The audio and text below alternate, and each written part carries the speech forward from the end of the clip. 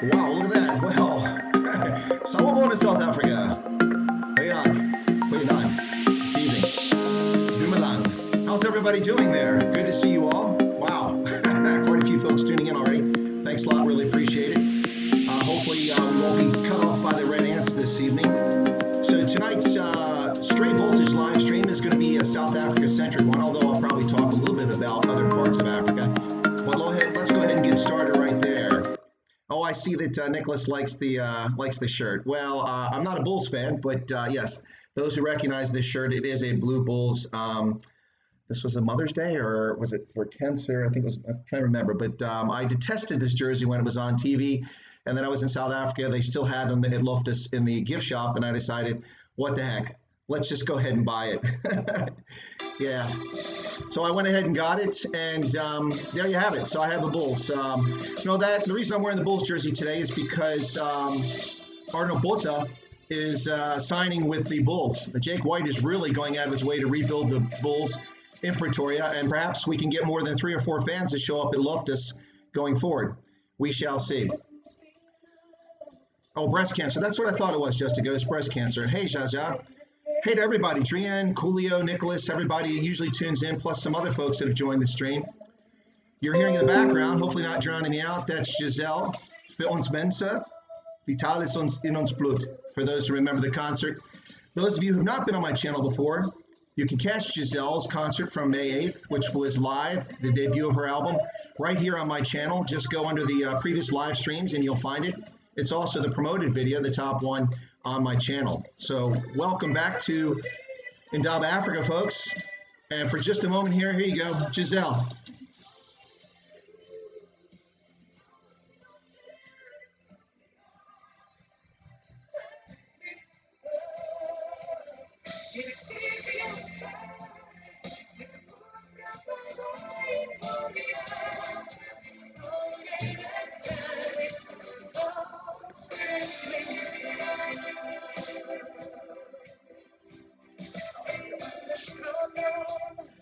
I dare you. Whatever language you speak, whether you speak English as your first mother tongue, you speak Xhosa, you speak Venda, you speak Tswana or Setswana, or you speak Chichewa if you're from Malawi or something like that. I dare you to tell me that's not a stirring and inspiring song. Phil and Spencer from Giselle. Good stuff. Tears up the heart there. Really good stuff. Giselle was live on my channel last Friday. Very grateful for that. She and her manager asked to come on the channel, and it was fantastic. We had a lot of people tune in for it. So anyway, does anyone ask me about the caricature up there on the screen? I will get to that in just a second for those who don't know about it. I did see Nico is in Uganda. Hey, welcome from Uganda. I used to live in Uganda. For those who don't know, I was based at our American Embassy in Kampala, and I was the chief of security cooperation at the American Embassy there in Uganda, where I was responsible for training the Ugandan People's Defense Force, the UPDF, for running a Ebola research program, trying to find a virus, or not a virus, we found a virus, trying to find a vaccine for Ebola because it's endemic in the western part of Uganda and the eastern Congo. And hey, thanks everybody for tuning in. Really great you came here. For those who came over from Ronaldo's show, thanks a lot. I appreciate you coming over. Hopefully you find this interesting and you fill a little bit of your time during a lockdown. Of course, now that you can go crazy with e-commerce back online, except for booze and smokes. Except for that, you can do e-commerce in South Africa now, thanks to Dear SA and the Democratic Alliance, as well as I understand apparently the Freedom Front Plus was filing a court case. But whatever the case is, the African National Congress ruling party governing South Africa backed down from its insane, moronic stance on e-commerce. And now perhaps a few jobs can be saved in South Africa in the midst of this lockdown, and people can get the things that they need for their home. Maybe even bikinis, if you want a bikini. The Minister of No Trade, Patel, has been spanked, apparently. So we are seeing a little bit of change in South Africa as the government was threatened with court action to get it to stop down from its overreach, its zealous overreach. Right. Okay, so let me get over here and check out New Oaks. Subscribe. Okay, check out a few of these comments. But let me just run down a few of the things I'm going to talk about in today's stream. First off, the High Court has ruled that the South African Police Service and the South African National Defense Force Service personnel who were present when Collins Kosso was killed or murdered by the security forces must be suspended. Now, that's what we know for now. We'll see what happens. We don't know the number of personnel involved. That is not disclosed publicly, but the High Court has ruled that they must be suspended in that their actions were unwarranted. And we shall see what happens with that court case. Beyond that, the makers of Hunters and Savannah, the hard ciders, have said that their profits will be down by 25% this year in South Africa. I think that they're looking at best case scenario, 25%. Whew. South African Rugby Union SARU is set to cut salaries in order to save $60 million and save SARU.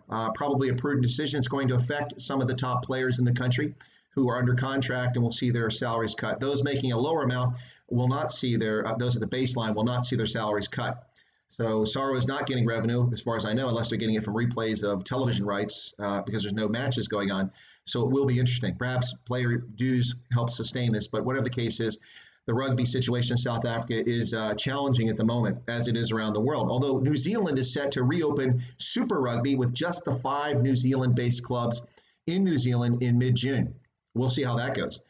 Those of us who are absolutely going without a rugby fix. Speaking of fixes, just a moment. I'm not a Ronaldo Steri Stumper guy. I don't drink that stuff. That's from Parmalat. I do drink the Starbucks, which is actually, I think, bottled by PepsiCo. At least it was for a period of time. I don't know if they still do. Not actually bottled by Starbucks. I'm not a coffee drinker. I find coffee to be a vile substance invented by Satan to enslave mankind. But I do like the caffeine and sugar that you find in these Starbucks. So a little addiction here. All right, so yeah, back to so rugby's got some challenges ahead of it, but New Zealand will be reopening the Super Rugby competition for the 5 clubs that are based in New Zealand. Now, I wonder what that does vis-a-vis SANZAAR, which is the governing body of Super Rugby in South Africa, New Zealand, and Australia. We shall see. In addition to that, Dion Meyer had put out a novel back in 2016 called Fever. And it's got a little attention today because it was kind of prescient, talking about a global pandemic that wiped out 95% of the planet and what happens in the aftermath of that, a son trying to protect, or a father trying to protect his son. So South African author Dion Meyer's book, Fever, is getting a bit of attention now. And as I mentioned, Arno Botha has signed with the Bulls, hence I'm wearing a Bulls jersey today, even though I'm not, in my heart of hearts, a Bulls fan. I know some of you are. I saw the comments over there. And yes, it's not just the breast cancer jersey. I've also got the Bulls jersey. There you go. There you go. I know. Western Province fans, you're angry. I know. I get it. I'm a Western Province fan. But hey, right now you just got to be a rugby fan. Any good news for rugby? And seeing some of your top South African players come back from Europe or Japan to play in South Africa should be refreshing. Arno Botha, who has just 2 caps as a Springbok back in 2013, I think they were. Played for, was it London Irish? Yeah, London Irish, and then he also played for Munster in Pro 14. So good to see him coming back and seeing if that helps rejuvenate the Bulls, who look pretty sad. They look like a wounded wildebeest out there for the past couple seasons in Currie Cup and Super Rugby. Kind of sad to see a once proud franchise look that way. So even though I'm a Western Province fan, and I'd love to see Western Province beat the bejesus out of the Blue Bulls each and every time, I'd just be happy to see some folks come back to the Loftus Versfeld and watch some games and see some better quality rugby on the pitch. That'd be nice. So, and of course, the big news in South Africa, which everyone is probably excited about, and I've already mentioned, is the fact that e-commerce is back. Yay! You can buy everything in South Africa that you could have bought previously, with the exception of cigarettes and alcohol. Yes, so those of you running low on alcohol at this point are probably wondering what's going on. Let's see some of the chat here. I've missed a few things as I introduced all that. So let me go back here, folks. I'm way behind. Space Force. Okay, yeah. I'd love to be part of Space Force. That'd be something interesting. I was under the European Command and Africa Command. I worked at the Pentagon, the National Security Agency, Defense Intelligence Agency, the Army War College, lots of well-known institutions. But I'd love to be part of Space Force. Wouldn't that be cool? Looking for a good history book on South Africa and Africa. Slot Steenkamp. Yeah, there's plenty of good books on South Africa from history. I can look through my collection and pull one up and recommend it for you, Sloat. Send me an email. If you look on my channel under the About tab, you'll find information about the channel. If you scroll down, you'll see email. Click on that, then you put a little check in there so that determines that you're not a bot, and you'll see my email address uncovered for you. So it's a bit of an Easter egg hunt. I'll let you go look for that. Send me an email, and I'll go through my collection, and I'll point out a few of them and send them to you. So a lot of what's this? Quite a bit of people waiting. Yeah, there were, Coolio. There was about 14 people waiting for the stream. That's very kind. I'm sure that some of those folks got my notice because I posted this ahead of time, rather than just doing it right off the bat. Well, these are all comments from before we even started here. Okay, let me get caught up here. Ronaldo sent some of yes. Jake's Kokma. I'm pronouncing that wrong. Sorry, my Afrikaans pronunciation is bad. That's why my most famous sentence in Afrikaans is "Ik praat niet Afrikaans nie," because otherwise my pronunciation is not that great. Let's see. Where else? Winter is here. Yes, it is in Southern Africa for this, in the Southern Hemisphere. You have winter, but we're going the opposite direction here. Today, the temperature reached 80 for the first time since October, which means we're really moving out of spring and into summer. We've had strange spring here in this, that's Fahrenheit, of course, so that's what, about 16, 18 Celsius probably. Yeah, so we are moving out of spring and into summer here in the land of COVID-19 with 1,000,003 cases or something like that. So it says Free State gets chilly, old basics in summer, bush course in winter, froze my box. All right, let's see what else. It's hard to believe what news they have about the facts and figures these days.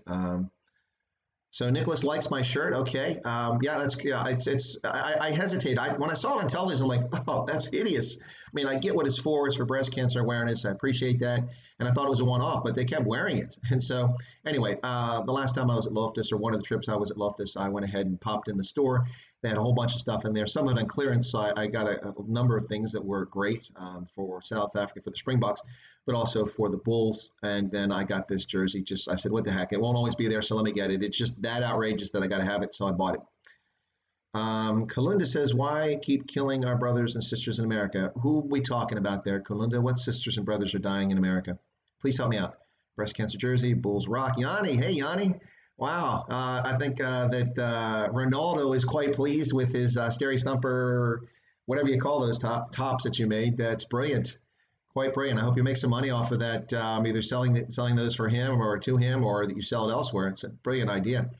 And we have drinks here in the States. We have this little juice called Hug. They're about the size of my Starbucks glass, but they're made out of plastic, and they have that foil on the top. And they're different kinds of juices. You can buy them all over the country, but it's called Little Hug. And that little top would probably fit right on there too. You'd have to get the measurements, but that'd be pretty cool, Yanni. Sean says they're blowing the numbers out of proportion in Western Cape, hence the Cuban Chinese doctors that need. Okay, the Cuban and Chinese doctors do not need to be flown into South Africa. You have adequate number of medical personnel in South Africa to handle the situation, particularly after 2 months of slowing down the spread. Arguably, it has been slowing down. It's a counterfactual to say it wasn't slowing down, so I really can't prove it. But you don't need Cuban doctors. The South African government is paying 445 million rand for those doctors to be there. That's not a humanitarian gesture, folks. The Cuban doctors didn't come because, oh, what can we do for South Africa? We're such wonderful people.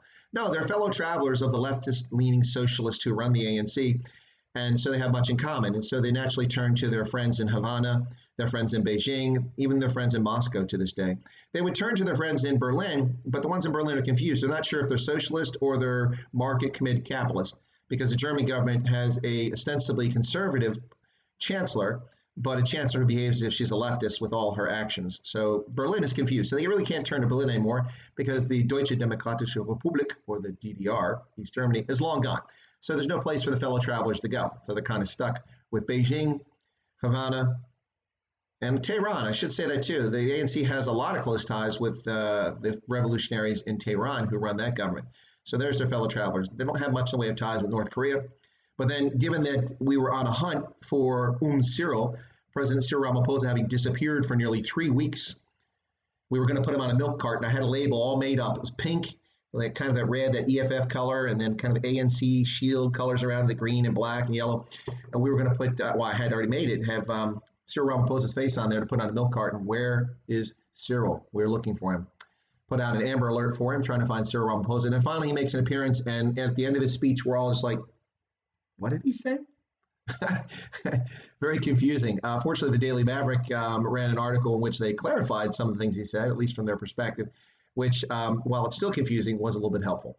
Interesting to note that after the Democratic Alliance's federal chair, John Steenhuisen, went on television to threaten lawsuits and actually filing lawsuits against the government for its overreach, we see that the government has backed down on e-commerce. We'll see if they back down on the lockdown restrictions when it comes to the military patrols, the night curfew, restrictions on exercise, and also if they back down on the other case, which is about the National Coronavirus Command Council. And as far as I know, illegitimate body that exists, it's created and is not supported by the Constitution now. Not a constitutional scholar, just what I know of it, what I've read, and also puzzled by the creation of it. It certainly circumvents the system of checks and balances in government. and that's not a good sign. That is not something helpful for South Africa. So we'll see what happens there. Nicholas, share my link. Thanks. Martin says, muy man. What are you muy about, man? You like the jersey? Yes, all the new folks, thanks. Welcome aboard for coming along. Let's see what else we got here. Now I'm behind on the chat again. Should have taken out Idi Amin. Well, Idi Amin was a little bit, well, it wasn't before my time. I was in uniform when Idi Amin was taken out, but I was serving during the Cold War in Western Europe, preparing to defend as essentially a speed bump for the hordes from the Warsaw Pact, including the Soviet divisions, which were aligned in Eastern Germany on the opposite side of the border. And so we were really there just as a speed bump to hopefully be the sacrificial lamb, to be just enough to slow down the advance of the Warsaw Pact if it ever crossed the border, the inner German border between the DDR and West Germany, and try to make a dash for the Atlantic. We were there as speed bumps. We were greatly outnumbered by at least 3-1 in troop numbers, although we had fantastic equipment, fantastic training. So I was just a speed bump in 1986, or not 1986. When did it? He went before that. Idi Amin went before that. So yeah, I'm sorry. That was when Obote went in '86. I was still in high school when Idi Amin was sent packing. But yeah, I was in high school when Obote was sent. When Museveni came in and took over in '86, I was fighting the Cold War on the hills and forest of West Germany, waiting for the hordes to come across. All right. Hey, HBM Air is there. Good to see you. Yanni, Minister of No Trade. Yeah, he's the minister. Yanni, the Minister of No Trade. That's what I call Mr. Patel, the Minister of No Trade. And of course, we all know who, when I refer to President NDZ, you know who I'm talking about. Yes, of course, right? Not the Minister of Internal Affairs and Cooperative Tribal, whatever that ministry is that they make up there. Anyway, no, she's not the president, but I've been calling her the president since she countermanded the sitting president. Yeah, so let's see what else we got here. The famine talk and its realistic chances hit me hard on your show with Renegade. Oh, you're not talking. Oh, you're talking to Herman. Oh, Herman, welcome aboard there. Okay, Herman Rose. 400 million was a donation to the Cuban economy. Okay, they say, Rudy. South Africa has no money, so why are they making donations, charitable donations to Cuba? The South African Treasury is bankrupt and getting more so by the day with the lack of revenue coming into it with the economic implosion in South Africa, much of it a consequence of the African National Congress's draconian lockdown. So where are they getting money to send to Cuba as a donation? I think that was a joke. I hope it was a joke because it wasn't a donation. They're paying for the Cuban doctors money they do not have. Yeah, this will be the same ANC that proudly told the IMF and the World Bank that they will not be seeking money from them because they are sovereign and they're not going to have those international bodies impinge on South Africa's sovereignty. Now, they don't mind when the Chinese communists in Beijing impinge on South African sovereignty and tell the DIRCO, the Directorate of International Relations and Cooperative Affairs or whatever it's called anyway, but that's your foreign ministry, DIRCO. They don't mind when DIRCO refuses a visa for the Dalai Lama to come to South Africa so that he can celebrate his dear friend Archbishop Desmond Tutu's birthday. No, they don't mind when the Beijing interferes in the internal sovereign issues of South Africa then, and they compliantly bend over and capitulate and prevent one of the most reasonable and thoughtful people and generous and wonderful people on the planet, the Dalai Lama, from coming to South Africa to attend a birthday party, not even a political event. No, then they're okay with their sovereignty being abrogated. But when it comes to the IMF and the World Bank, which are institutions that loan money to countries that are in desperate straits, of which South Africa is a member of both institutions, they haughtily look to the IMF, World Bank and say, we are not borrowing money. Only a week later to realize there's nothing left. It's all been stolen. It's all been spent. There's nothing in the coffers. The Treasury has nothing. So guess what? Now they step back and say, yes, we are going to the IMF and World Bank and we will be taking a loan from them. Well, if the ANC had not been so arrogant and condescending to folks, they would have simply realized and paid attention, which I predicted and was correct about before the World Bank and IMF ever made any loans for the Wuhan coronavirus, COVID-19. That's right, the Wuhan coronavirus. It originated in Wuhan, or at least that was where it was first observed.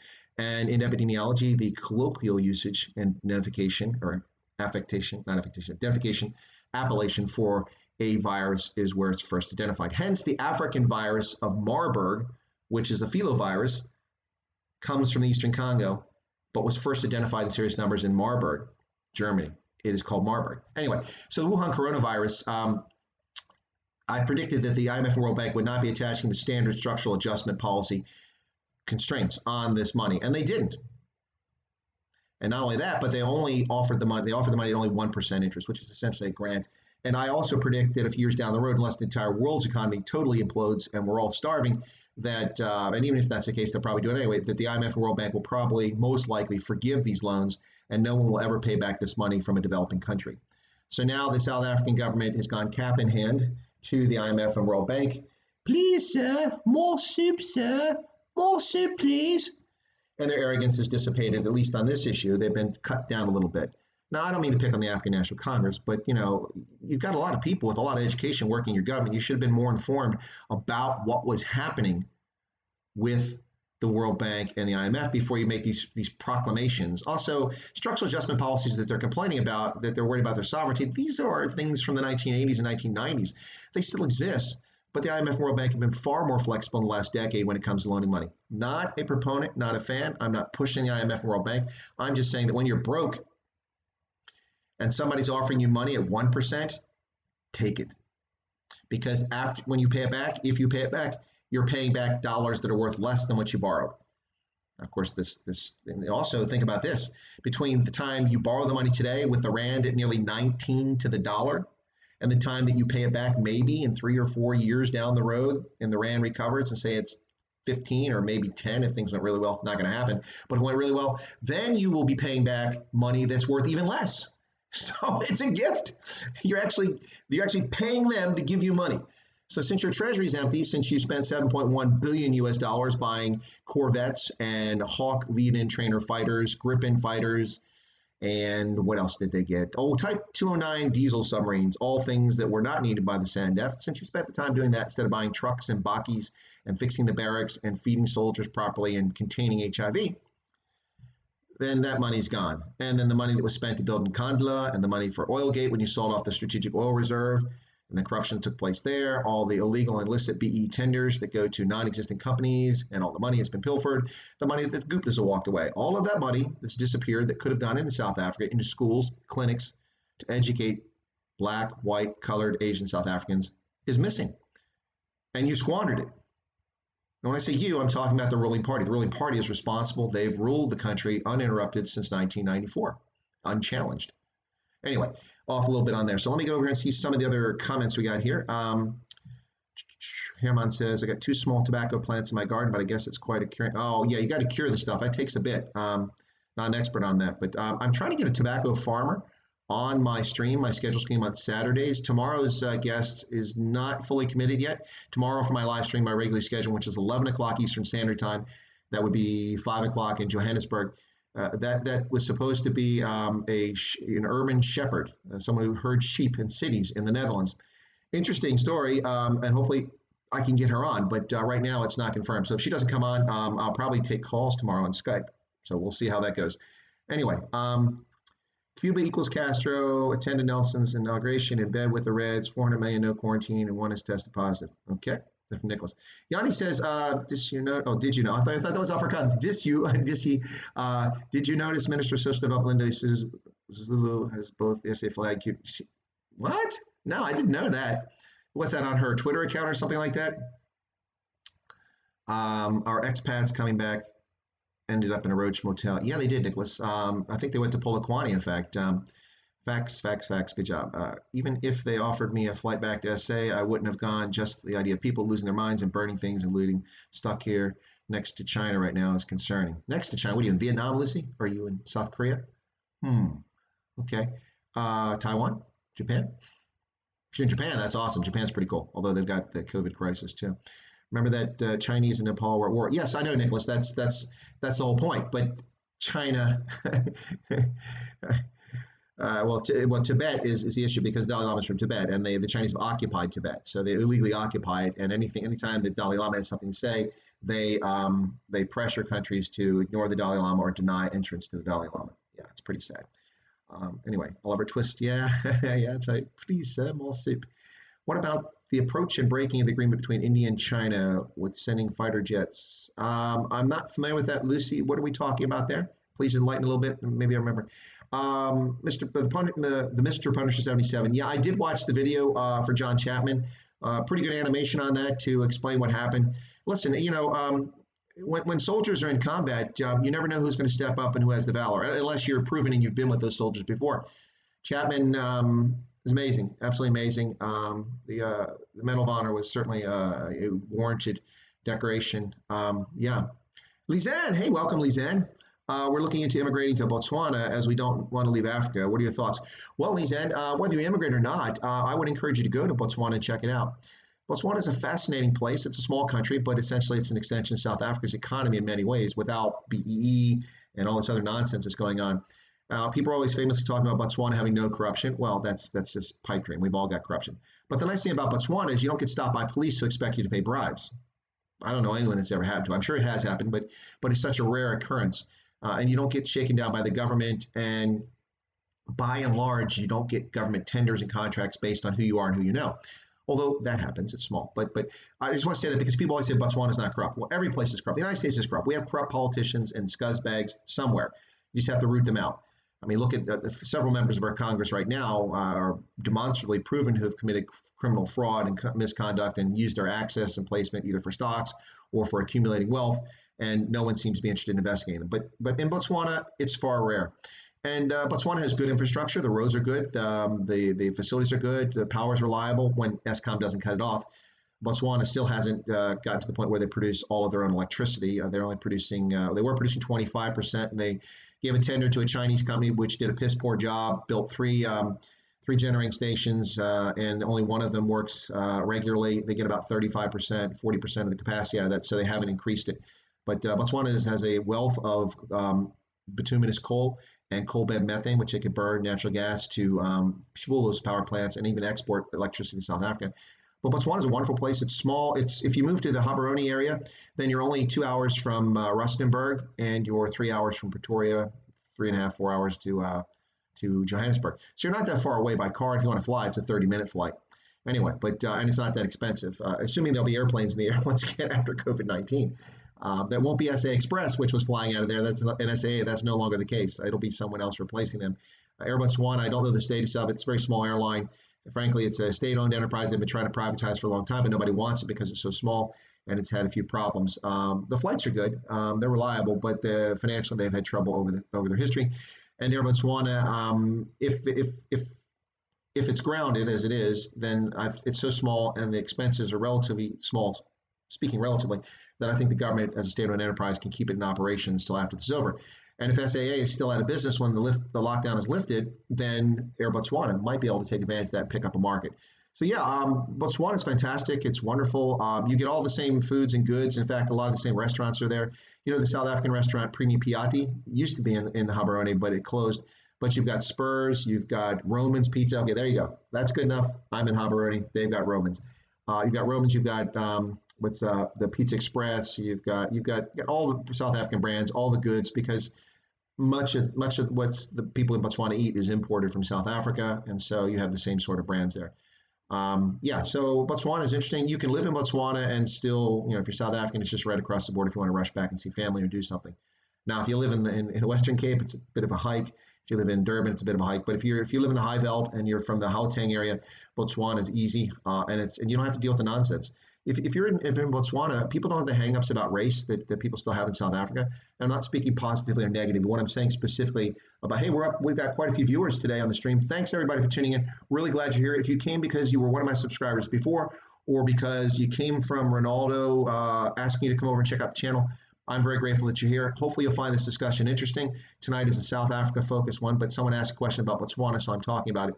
So Botswana, the interesting thing about race when it comes there is that you will see black men dating white women, and almost nobody pays attention to it. It's not unusual. Bear in mind that the first president of the country, his wife was a white English woman, and his children are mixed race. So, and one of them became the president, President Ian Khama.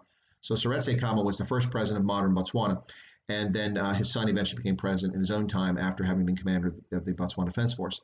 So all of his kids were mixed race. From Ruth Williams, I think her last name was, a white English woman.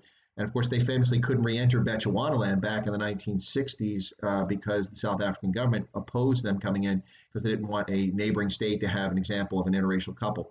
So they couldn't get in. They eventually slipped back in the country. But he was the first president. So that's part of the reason you don't have the hang-ups. Plus, you never had apartheid. Plus, when South Africa administered, or the British government administered Bechuanaland, which became Botswana, it was so important to them that they ran it out of Mafeking, which is in South Africa. And so it largely was self-governing in most respects, except for what a protectorate would get from a protector, its national security, its foreign relations, and things like that. So if you now, it's not that unusual here in America if you're a black man, a white woman, a couple, for people not to pay attention these days, and in Botswana.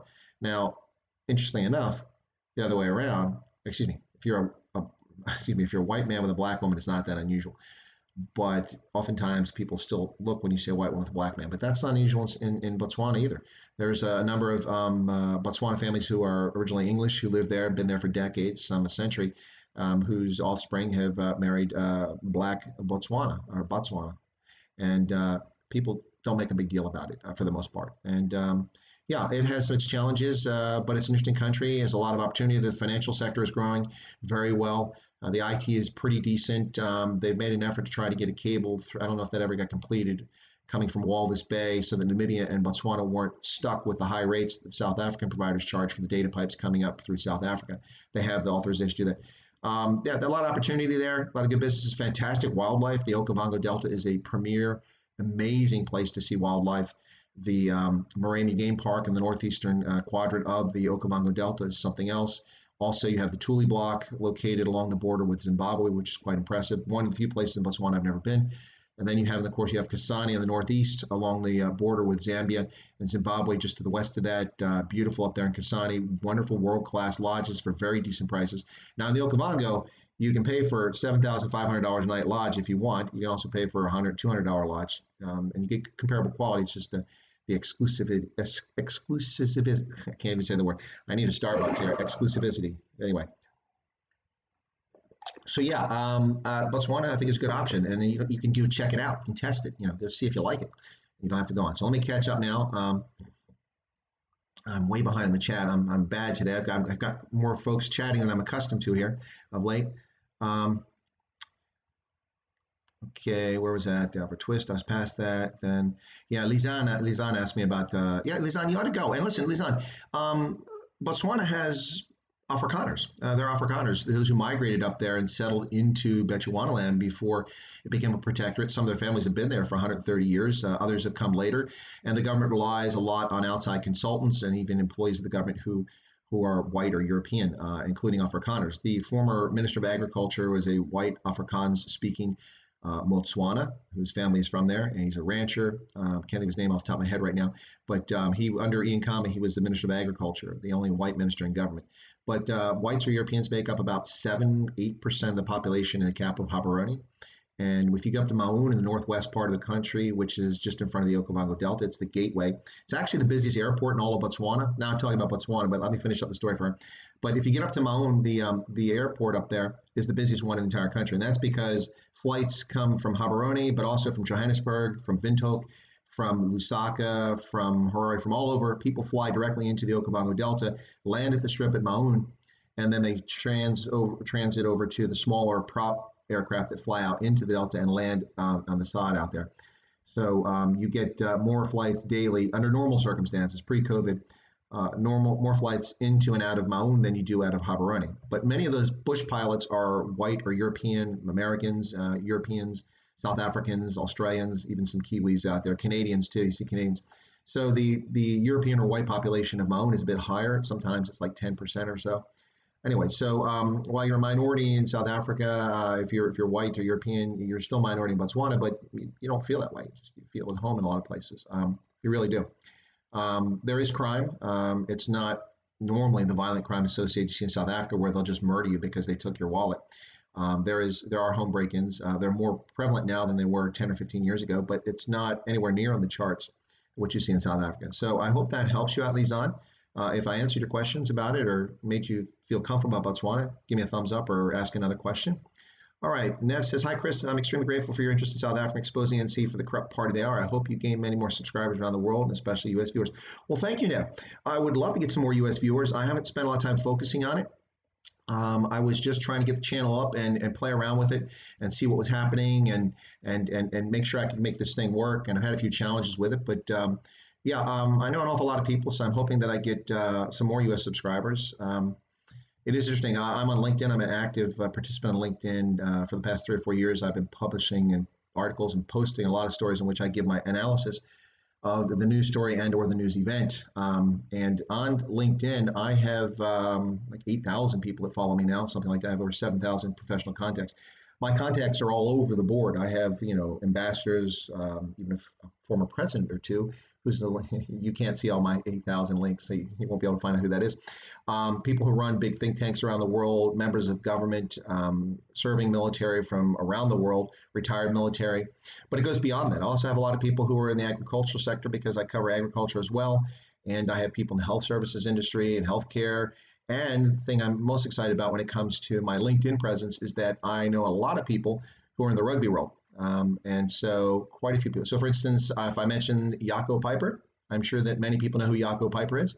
He's an attorney, but more importantly for me and for many of you, he is one of the world's best rugby officials from South Africa. So Jaco Peyper is one of my contacts on LinkedIn, and then a number of other folks. I think Jean de Villiers is one of my contacts, if I'm not mistaken. I don't want to speak out of turn there. But a lot of the professional rugby players in the U.S. I'm linked to, as well as some of the club owners and officials from Major League Rugby. And that's because I do a lot of publishing on rugby on my LinkedIn channel, trying to promote the sport here in America. It's a sport whose time has come. Unfortunately, COVID has really screwed things up this year, and I'm hoping that we can get back on track with rugby. Maybe New Zealand getting Super Rugby going, the only sport on TV in June around the world, might get some more interest in rugby. So that's why I'm not criticizing New Zealand Rugby Union, because maybe they're doing us all a favor. We shall see. Yeah, I hope to get a lot more viewers. That'd be great. It's not the number though, folks. It really isn't. I know everybody talks about it and says that, and I'm not being disingenuous. It really am. My channel at the moment is not monetized. Eventually, I will monetize it for some other purposes, but most of what I do will remain unmonetized. But it's really about having a discussion, talking to people, and spreading the word. I think for South Africa and for Africa in general, having a voice that's from outside the continent, but knows the continent, has been there and has lived off the continent, and is willing to speak rationally and cogently, and also not afraid to talk about things that people are terrified of speaking about, like race, trade, aid, foreign assistance, military intervention, security. Someone who's willing to talk about those things and can talk about them, not simply blather about them, although maybe I'm blathering, but it's an informed blather if it's blather. I think that it's very helpful, particularly South Africa's context, because it's an echo chamber in some respects. If you're a South African, you're angry about what's going on in the country, whether you're black, you're white, you're Asian, you're color, whatever you are. It sometimes can be an echo chamber. So I think it's a lot of people find it rewarding to find someone from outside the continent who knows and understands what's going on, is willing to call a spade, speak truth to power. I hate that phrase, but that's really what it is. But I hate that phrase. It's kind of cliche. But yeah, so that's what I'm really trying to do here. Let's see what else. So Vihan, hey, welcome back. Good to see you. Gabor, what's the capital of Botswana? Gaborone. The G is pronounced like an H, kind of like in Afrikaans with Ronaldo Hos, or Hoyda. Yeah. So it's Gaborone. Yeah, it's spelled with a G, but it's pronounced Gaborone. Gaborone, excuse me. Yep. Did you see the interview SABC and Steenhuisen? Yeah, John. Yeah. Okay. I saw the interview on SABC, and it was disgraceful. Absolutely disgraceful. It wasn't an interview. She allowed him to talk initially, and then she just comes out with her dismissive, arrogant, useless talking points that have been handed to her by the Central Committee. As if she pulled the sheet out right here. So who are these people that you're talking about? Who are they? And of course, Steenhuisen says, well, there's lots of South Africans. Well, who are these people? Well, frankly, I realize that Steenhuisen is a politician, and he's trying to be balanced, and he's also responding in the moment.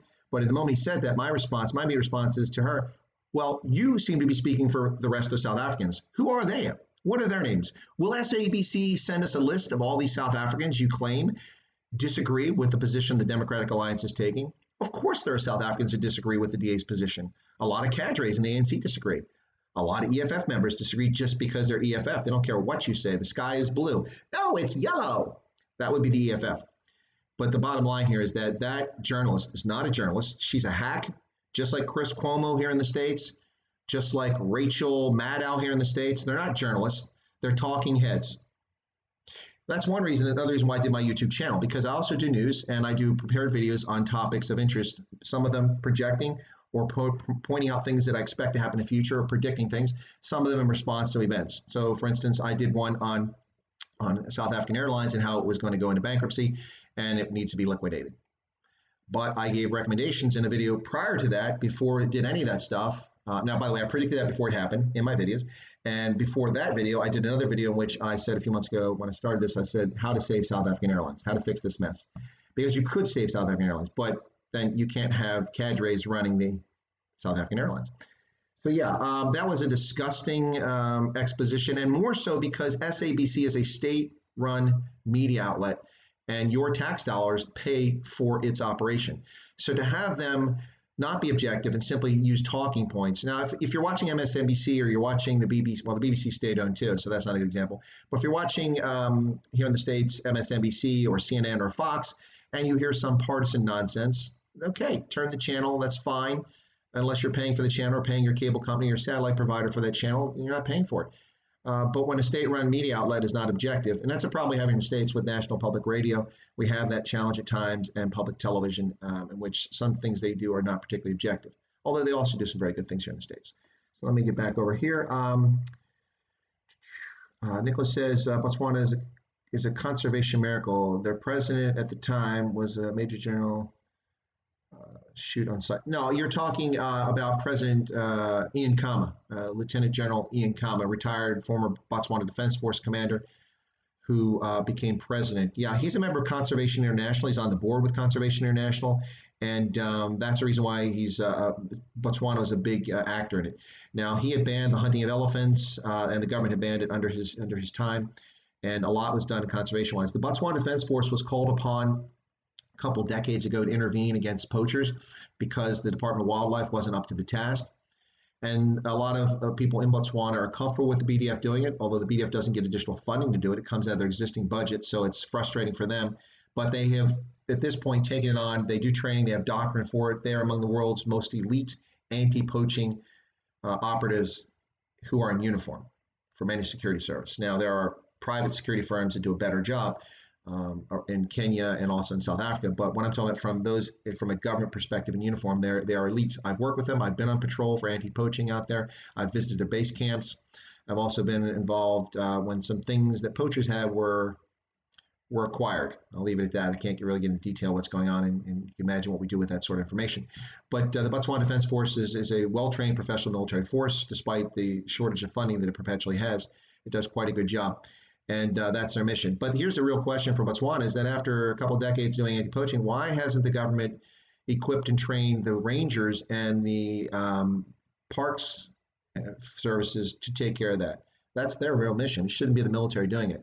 It's a bit of overreach for the military. You shouldn't be dragging them into everything under the sun. But like in the United States, the BDF is one of the most trusted institutions in society by and large, and so people default to it. And that's kind of what happens. But you're talking about Ian Khama. India sent fighter jets to defend their borders. Oh, sorry, Lucy. It's was this recent? This happened. I'm not focused on China right now because to me, China is a dying communist state. Did I say that out loud? Did I say that out loud? Yeah. China is a dying communist state that is suffering immensely from its botched handling of the Wuhan coronavirus COVID-19 situation, and has an awful lot of its factories shut down right now, and its consumer base. Its clients are not buying its products because that's the rest of us around the world. And in addition to that, many of its clients are pissed off about what China has done and not done and what it told us and what it didn't tell us. So a lot of countries are now looking at reinstituting their own industrial capacity for things like medicines and industrial things that they've been getting from China rather than relying on China. So China has a long road to hoe going forward. Let's see. From a newspaper article, the Indian Air Force sent aircraft to the border if Chinese military helicopters are spotted flying. Well, yeah, okay, I'll got you, Lucy. Yeah, but that's not an uncommon occurrence. That happens a lot. The same thing with Pakistan and India. There frequently have these overflights, and then they scramble jets or to intercept that sort of thing. When they shoot them down or shoot at them, that's when we have a problem. But I haven't heard about that happening. It's usually just kind of to frighten people back. Lizan says, oops, sorry, Lizan, I got away from you there. Whoa. Okay. I'm aware that no country is perfect. We don't need perfect. We need to save where my future children can. Yeah. Well, then listen, Lizan, then check out Botswana. Check it out. Those enough Afrikaans speaking South African. I think you'll find it comfortable there and close enough to South Africa. If you want to look at someplace, it's part of the Southern African Customs Union. It's part of SADC, the Southern African Development Community. and those things carry some benefits, so far as the ease of business and that sort of thing. So yeah, check it out. If nothing else, just go check it out, just to check out. It's funny because in 1966, when it became an independent country, Habaroni had just 5,000 residents. I don't know the current population, but I think it's over 300, probably 400,000 people in Habaroni. So it's not even a major city, but it's spread out. There are some really upscale neighborhoods in and around the town, and just to the north of town in Pakalani, which has a major golf course. You can get all the shopping you want there. The airport's just right around the road. The traffic is not horrendous like you find in a lot of urban centers, particularly across Africa, but also in South Africa. So it's pretty good. The only complaint I have is that the government of South Africa has irritated me for a number of years because the motorway that runs from Pretoria to Rustenburg should be a 4-lane divided highway the entire stretch all the way to Rustenburg. And in fact, I think it should be a divided highway nearly the entire way all the way to the Botswana border, and it's not. It becomes a 2-lane road, and it becomes a bit of a headache to deal with. So anyway, that's years before that's finally finished. Although they did expand that over the course of the last 10 or 15 years, and the 4-lane divided highways got closer to Rustenburg. But the fact that that road is not 4-lane and like a superhighway is really frustrating, particularly when you get to Zeerust and you turn north to go to the Tlokwang or Kopfontein. It's Tlokwang on the Botswana side. It's Kopfontein on the South Africa side. When you get to that border, which is right at the northern corner of the Madikwe Game Reserve. That's another thing. If you're in Habaroni, you got Madikwe right there. You can go out to some nice game lodges just a short distance away. It's only to the border 15 minutes, but by the time you get into a game lodge, it's an hour drive. But plus, you got to get through the border. Border agents can be difficult at times. Anyway, so yeah, that's there. So check it out. It's quite nice. The view when you come from Habaroni and you cross over the last ridge line and you descend down into Zeerust is amazing. If you look at that, it's just really beautiful. Quite a view. And then, of course, beautiful views. For those of you on my screen here, let me move my caricature off, which nobody's commented on. I guess nobody likes it. So that picture there is the Mahalisberg Mountains, and that is I think it's Olifant's Neck, I think it's called. Someone pointed that out. That is the view out the driver's side window, so the right-hand drive, because you guys drive on the wrong side in South Africa, just saying. But that's the right-hand side from the driver's side view, driving east towards Pretoria just before you climb the hill to crest and drop down to where you hit the highway to turn into Rustenburg to the left, or you take the right and go to the Waterfalls Mall. So that's a beautiful spot. Anyway, so that's a couple beautiful sites on your way back from Habaroni. There's others, but those two really stand out. Very gorgeous, beautiful place to go to.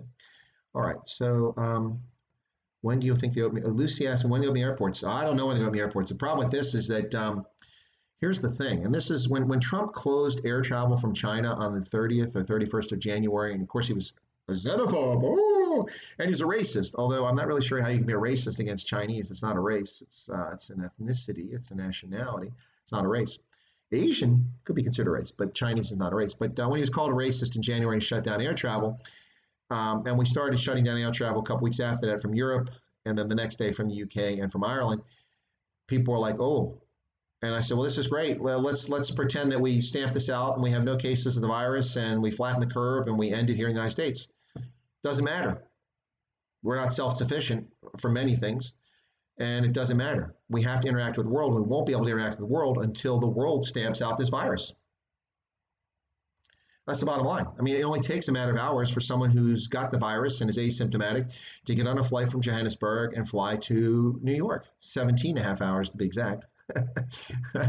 14 going the other way, 17 and a half going this way. It is the third longest scheduled airline flight in the world, and it sucks unless you're in first class, and I've never been in first class. It doesn't take long for someone to get here and bring it right back in. So the world has to get this under control. We have to have enough herd immunity, enough people who are asymptomatic have gotten sick so that they can't get sick and spread it later on, assuming that they have some kind of immunity to it. So we have to have that happen before. But I'm not an advocate for keeping airports closed. I mean, people are going to get sick. People get sick every day from influenza, from other things, West Nile virus, from Rocky Mountain spotted fever, from Lyme disease. Now, this is more infectious, but the death rate is nowhere near the astronomically high numbers that the World Health Organization, the Chinese Communists, told us it was back in January. 3.2, 3.4%. No, it's well under 1%, probably closer to 1/10 or 2/10 of 1%. Now, any death is tragic, but people die each and every day. 163,000 people die every single day on planet Earth, Homo sapiens, in a normal situation before COVID-19, 163,000 people every single day. This year alone, before COVID-19, last year's figures, mortality from around the world, 620,000 people died from malaria. most of those in Africa. 800,000 from suicides. That's sad. 900,000 from HIV/AIDS being the proximate cause, but some disease tied as a consequence of that. 1.5 million people died from tuberculosis last year. Did we shut the world down? Tuberculosis is highly infectious and almost impossible to stamp out. You have multi-drug resistant, extremely drug resistant strains of tuberculosis now. Wiping out tuberculosis is a major task, and people are sick with it. It's a real problem. 1.5 million people die every year. Just over 300,000 people, or around 300,000 people, have died from COVID-19 in 6 months. And we've destroyed the world's economy. Is that prudent? Is that the right approach? Now, Ronaldo said he was coming over my stream, but I never saw him in the chat. So I wonder if he actually came over. I'm going to ask that question when I talk to Ronaldo next time. Right. Yeah. So I think, Lucy, to answer your question, airports are open domestically in a lot of places. We have airports open here in the States. Go to Flight 24 or go to Flight Aware and look at the radar, and you'll see the aircraft in the air right now. You look over South Africa, you aren't going to see anything. But if you look over Europe, you look over Asia, you look over the United States, North America, you'll see a lot of aircraft in the air. There are flights, there's hardly anybody on them. It's a challenge. And so these airlines in the United States, a lot of airlines are forced to operate, or they lose their gates and they lose their rights to airfields if they don't keep a certain capacity. So a lot of airlines had I don't know the situation now because there's been no news updates in like 3 or 4 weeks, but at the outset of this first month or so, we had airplanes flying with 2 or 3 people on them, and the airline had no choice but do it because it was more costly for them to lose a lucrative gate, say at Newark or at JFK or Dulles or LAX. They would lose that gate and never get it back. Someone else would swoop in and pay for it.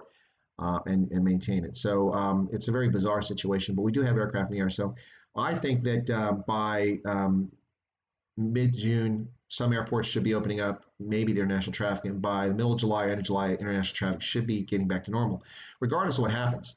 I mean, they can't sustain this forever. This is just insane. It's just crazy. It's just too much going on. Let's see. When do you think? I see what you mean. Every military combat award available. Huh? What's that? You guys talking about me? You're talking about somebody else as a legend. I don't know. Oh, you're talking about Chapman. Okay. Heinrich Becca, very interesting stuff. Perhaps some EQ on the room sound will get rid of the boominess. What's the boominess you guys are talking about? Oh, okay, hang on. Okay, so there must be something wrong with my sound. Is that what people are talking about? Okay, let me do this. Let me put this microphone on. And all right, there we go. Okay, is that better sound quality, folks? It usually is. My apologies for not putting that on, but I was rushing to. Ronaldo ran over. He said he was going to end at the top of the hour, and he ran over. And so I was still listening to Ronaldo, and so I forgot to plug my microphone in.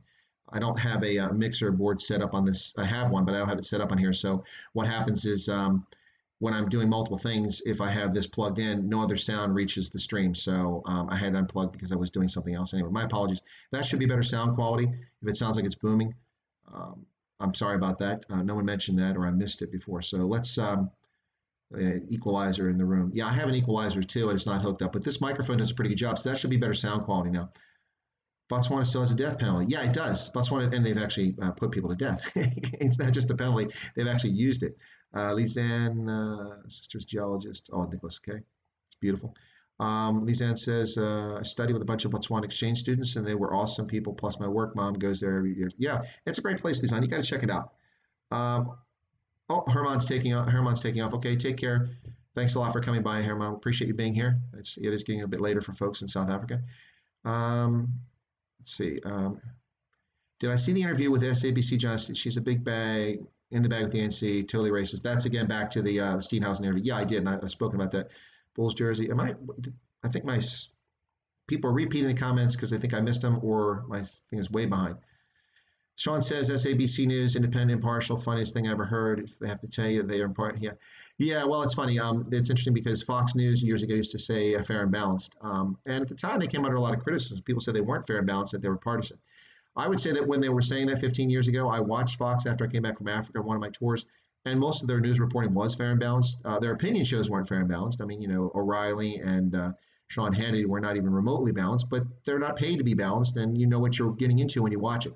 But the news, when Trump ran for office, seemed to start to skew towards Trump, and I started calling Fox the Trump super PAC in his election campaign in 2016.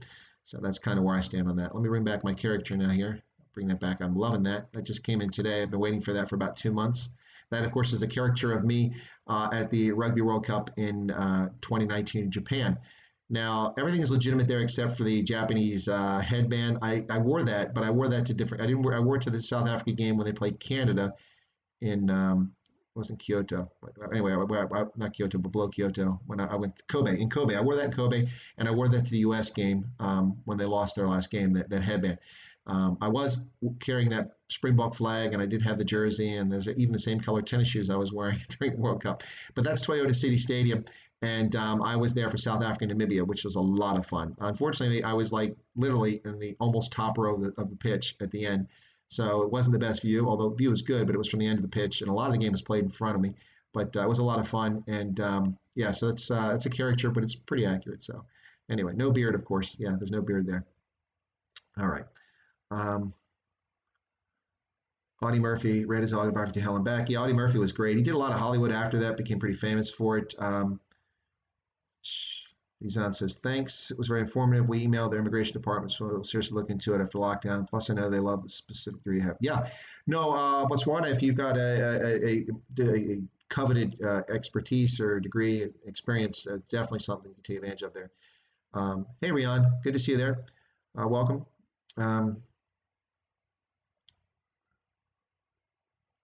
Yeah, non-disclosure clause. Yeah, there's some things you can't talk about. You can't even talk about them while you're serving because classification comes down to a need to know, which is the whole big problem with what's his name there, the guy who's now a woman. What's the name? I can't think of it. The one that stole the secrets. I'm drawing a blank right now.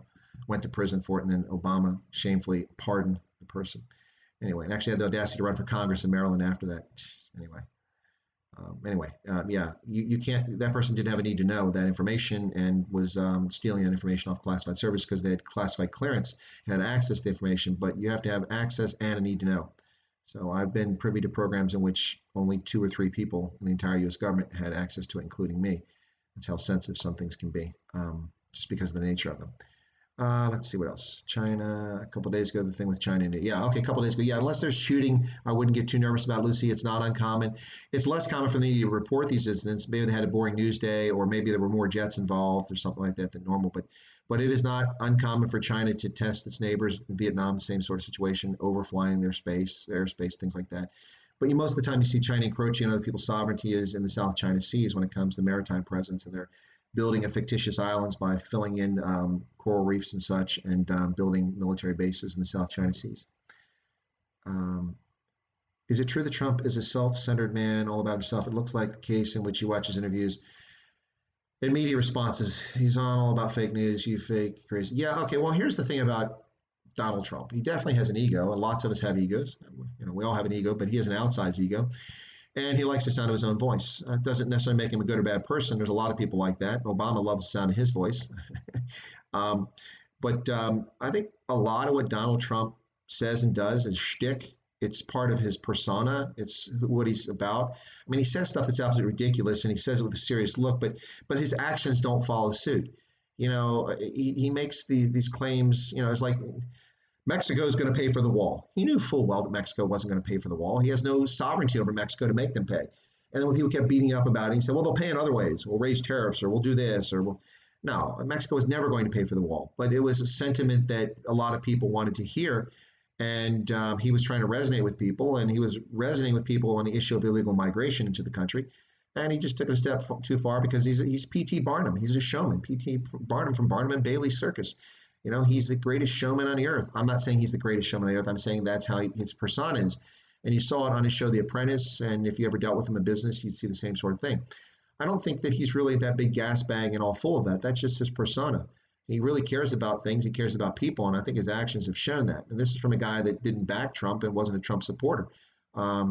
Yeah, does he make stupid statements? Does he do some stupid things? Of course. But I mean, Obama did far dumber things like encouraging the Arab Spring and did far more dodgy things, and he was never called to account for it. People look the other way. It's famous when when someone on the right of the aisle or a Republican says a mistake, it's endless news stories that goes on for days.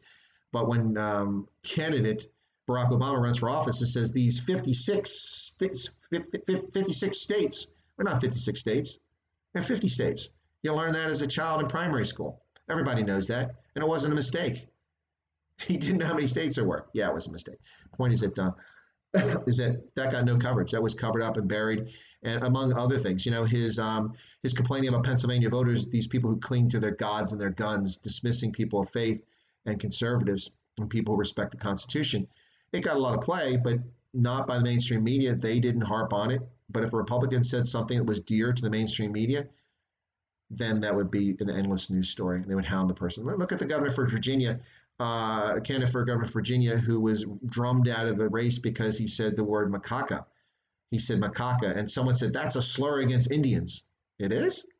I didn't know that. I thought that was a derivation of the word caca, poo. Anyway, means bogus. Anyway, so he was run out of a political race for governor. What's his name? The guy, George Allen. Yeah, he had to run. He dropped out of the race because of that.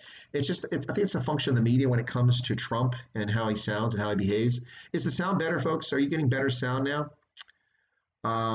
Okay, let's see. Nicholas says, caricature of the 2019 Japanese. That exactly what that photograph is. That right up, well, wrong way. Right up there is me at the 2019 Rugby World Cup in Japan. With my Springboks jersey, my Springboks flag, which I took with me to Japan, by the way. Not easy to do. And my Japanese banner on my head. And that is City of Toyota Stadium, and where South Africa defeated Namibia in the Rugby World Cup in the pool stage. There you have it. Yeah, so that's from an artist in South Africa. Martin Schink does a fantastic job. I found out about Martin Schink art from Johan Orton. Johan Orton is a South African professional sports photographer. Some of you might know who he is. He's had some amazing photographs, particularly of rugby. Johan and I connected on LinkedIn a few years ago, and he mentioned he was going to the World Cup. And I said, well, I'm going to the World Cup. We should link up. We never got to have a beer or a braai in Japan because of our schedules. I went to 18 games. He was just there for about 10 days, I think. I was there for a month.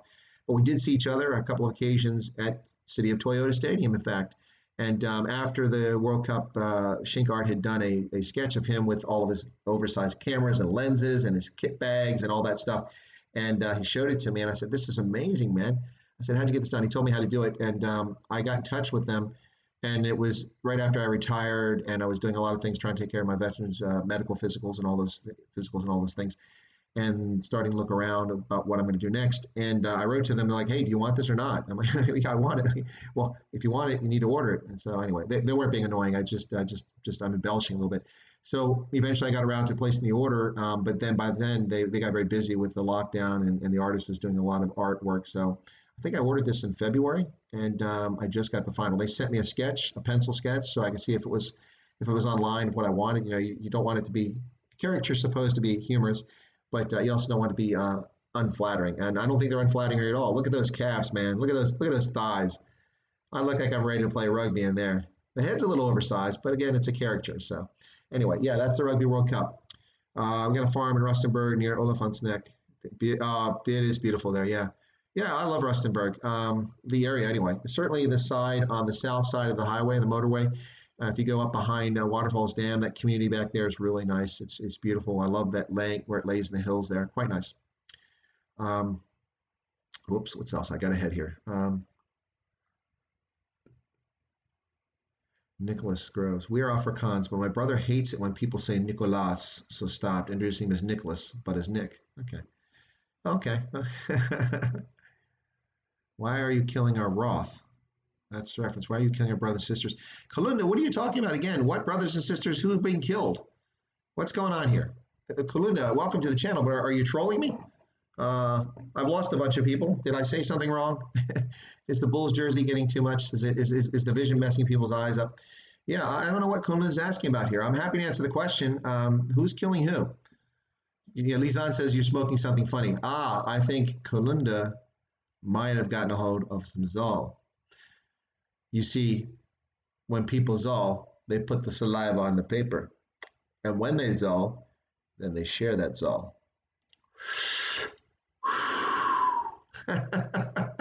By the way, that was one of the news things I want to talk about today. Apparently, it has come to Nkosazana Dlamini-Zuma's attention that Max Harrell made this meme about her.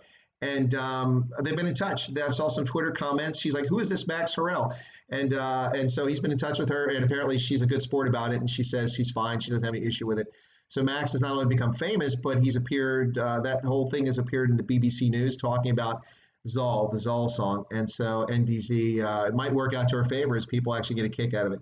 But yeah, it's a heck of a beat. Thanks to Ronaldo for bringing people's attention, and thanks to everybody who went to the channel. And by the way, thanks to Universal Music for making a copyright claim against my political satire and pantomiming the song, which doesn't violate copyright. But thank you for that copyright claim. I enjoyed it. It was interesting. Hopefully you enjoy my response back. It was polite and professional, and we'll see if they take back the copyright claim because it didn't violate copyright to my knowledge. Right. Hank, hey, Hank. Touchy question, Chris. You aren't still actively working for a U.S. World Organization. Saw that people have been led down the garden path a few times and just want to check. No, not a touchy situation at all. My new name. Hang on a second. I'll be right back. I'll prove it. So.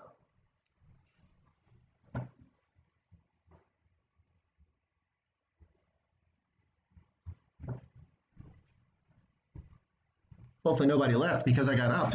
Good thing I have a pair of pants on, huh? Right, so this is my billfold, all right? And inside it is my military ID card.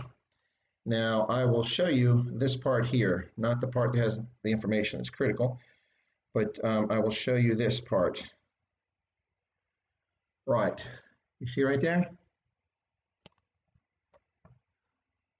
Above the circle, that emblem right there, what does it say? It says retired.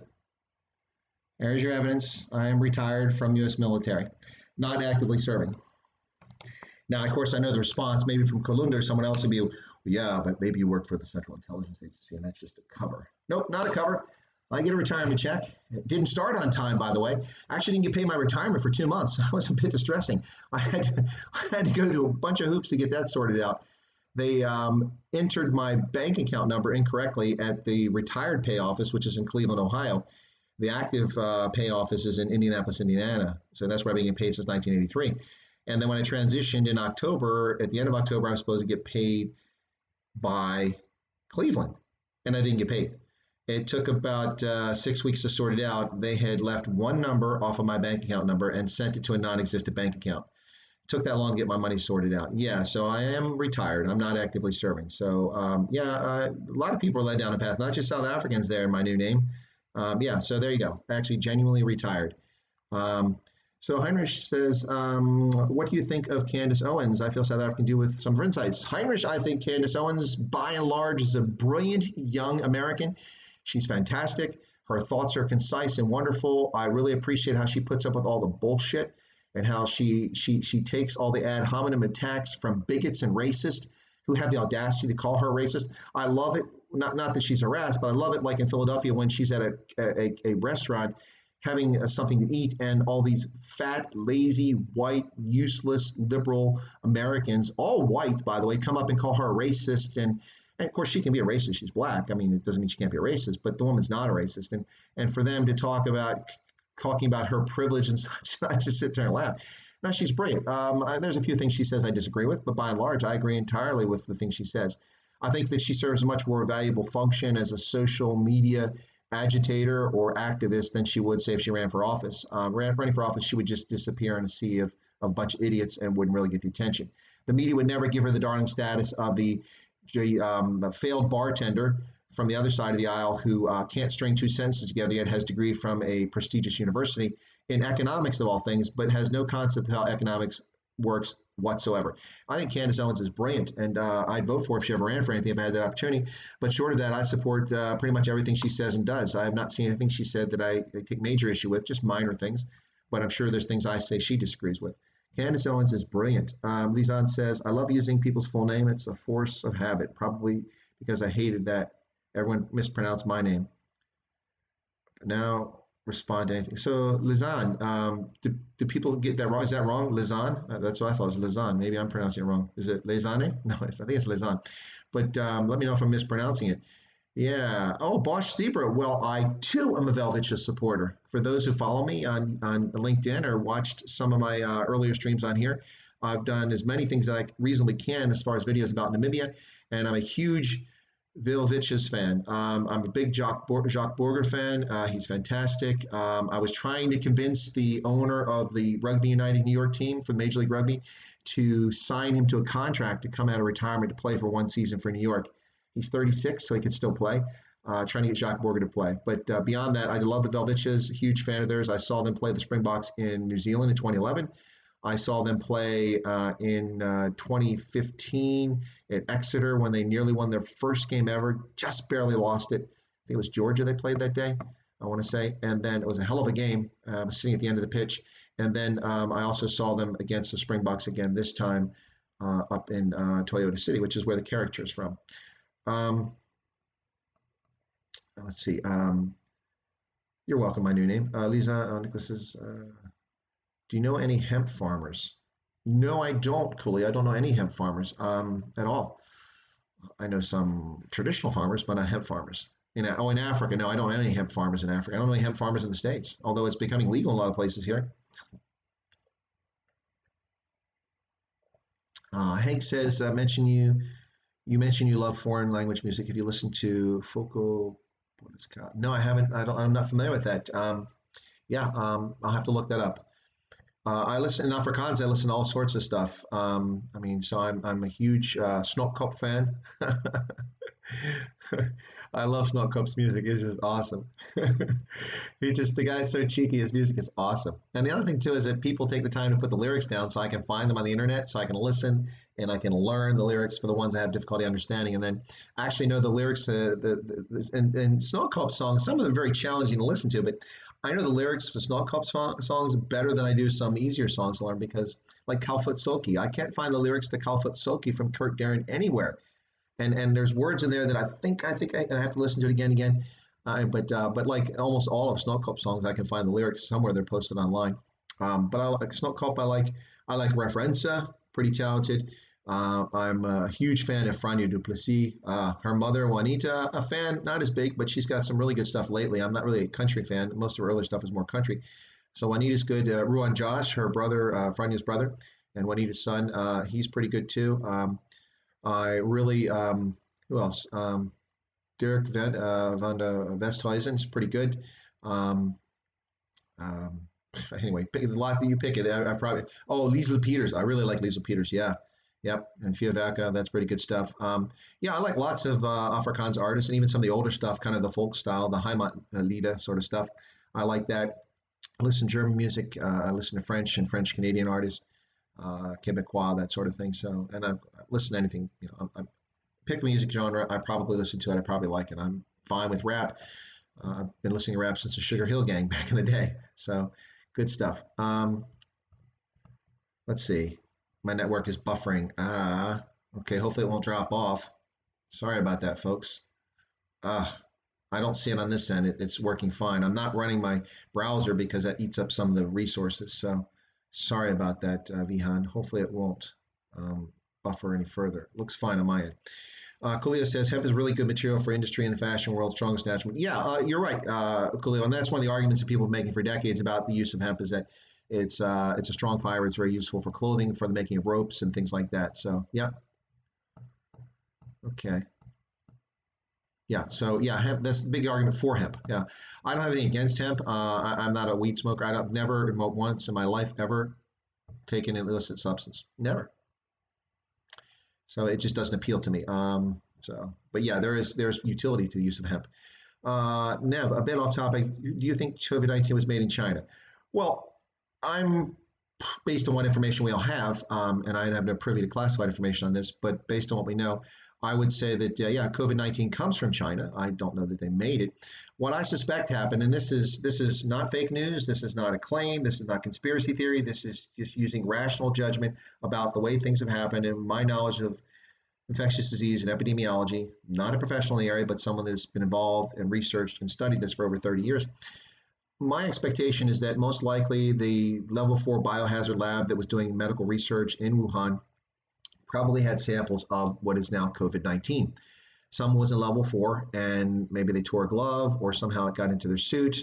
They got out, they cleaned, it didn't get off entirely. Either they did or didn't know that they'd been exposed and didn't tell anybody. They went home, they got sick. It spreads rapidly because it's very infectious, and that's how it got out. The Chinese officials ignored it. They thought it was just an outbreak of influenza or something like that. The doctors told the medical authorities in Beijing, this is serious, it's a big deal. They were being ignored. So some doctors went to social media, tried to tell people on Facebook and Instagram and Twitter and things like that. The Chinese officials overreacted, rounded up the doctors, and then they realized that they were in the crap. We're deep in the cock now. What are we going to do? So they denied it to the outside world.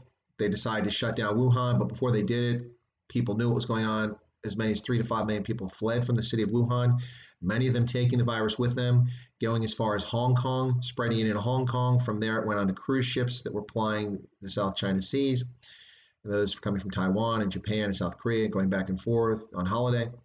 And the rest is history. People got on planes from China and flew all over the world, bringing it to Europe, Italy, where it hit first and hardest, and then it got to Africa from there, of course, and to North America, coming in from Europe, most likely. That's my expectation.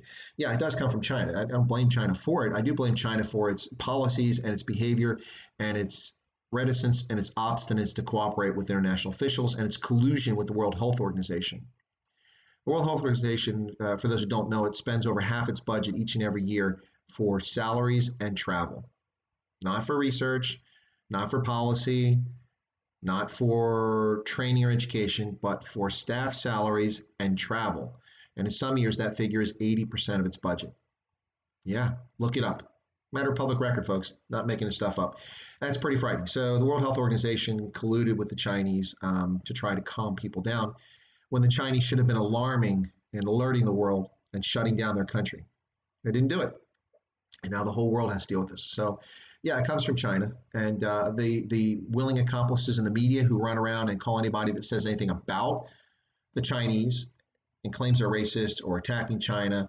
It's like this whole thing that happened with Trump. I didn't see it. I heard it on the radio, so I didn't get what was going on. But the other day, Trump was asked the question, something about blaming China or something, and or no, something about I know he was asked a question by journalists, and they mentioned China, and he said, "Well, I don't know. You go ask China." The question was directed about what the United States is doing. He's like, "Go ask China," and the journalist says, "Why are you asking me?" Now I heard this on the radio, so I'm like, what are you, an idiot? You just asked a question. You mentioned China and you asked about, so he's telling you to ask the Chinese about it. What's your problem? What I didn't know is that the journalist apparently is a Chinese American. Of course, she has an accent like mine, another American. So, this isn't a white accent. It isn't a black accent. It's a Midwest American accent. So that's the accent she had. So I didn't know her name was Lou and that she was Chinese American. But she presumed that Trump asked her the question from a racist standpoint because she's Chinese American. No, Trump was just saying, ask China.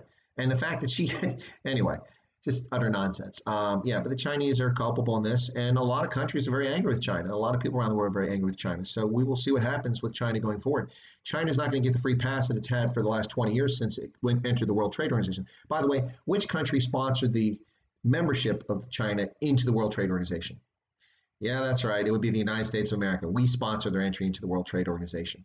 And they promptly entered the World Trade Organization and broke virtually every rule that exists in the World Trade Organization and got away with it with the compliance and complicity of world leaders from Germany, UK, United States, Japan, all around the world, looking the other way while the Chinese abused the system, imposed tariffs to prevent our goods, ours, the rest of the world, from entering China so they could build their economy, and fleecing the rest of us while we can't trade with them, but they trade with us, if you get my meaning there. Anyway, so yeah, the Chinese have not been good trade partners, and they're going to pay a price for this. Yep, they're going to pay a price. If nothing else, people will stop buying things from them. A few years ago, let me give you an example of what I'm talking about. The Chinese were angry because these islands, what are they called, the Senkaku Islands or something like that, in the China Sea, the Sea of Japan, whichever you want to call it, off the west coast of Japan, very close to Japan. These are islands that Japan claims. China claims sovereignty over them, but they're actually Japanese possessions, internationally recognized Japanese possessions. So there was an incident in which a Chinese boat and a Japanese boat collided. And then because of that, the Chinese ramped up the rhetoric and demanded the islands and yada, yada. This is a few years ago, about 10 years ago or so. So what happened is that in the meantime, with the world not paying attention, Chinese companies and the Chinese state had purchased the rights or outright ownership of virtually every rare earth element mine on the planet. Now, why does that matter? Well, rare earth elements, a few of them were used in the making of the batteries that went into the Toyota Prius and other batteries in Japan for these electric hybrid cars. So now China controls 99% of the production. China, which was stockpiling rare earths that were being mined and shipping them to China and putting them in storehouses and storage facilities, decided that they were going to use strategic rare earth elements as a diplomatic means to force Japan to surrender the islands or to make compensation for the collision. So what happened is they stopped shipping rare earths to Japan. Well, suddenly Toyota and others were in a desperate situation. They couldn't manufacture their hybrid cars and their electric powered cars because they couldn't make the batteries without those rare earth elements. So what happened? Well, the Japanese are very clever people, very talented, very educated people, and they simply came up with an alternative metal to use. And 6 months later, they were producing the batteries for the Prius and for other Japanese cars with the other metals, no longer dependent on the rare earth elements that China had cornered the market on. So what happened? They had a blip, but they're smart. They overcame it and they shipped their cars. And what happened to the rare earth market? Well, it took a little bit of a dive because now the Japanese are no longer consumers of those particular rare earths that China has its hands on. So there you go. The Chinese trying to abuse their economic power, and that's just one example of how they've been doing things for 20 years, trying to coerce the world into behaving the way they want. All right.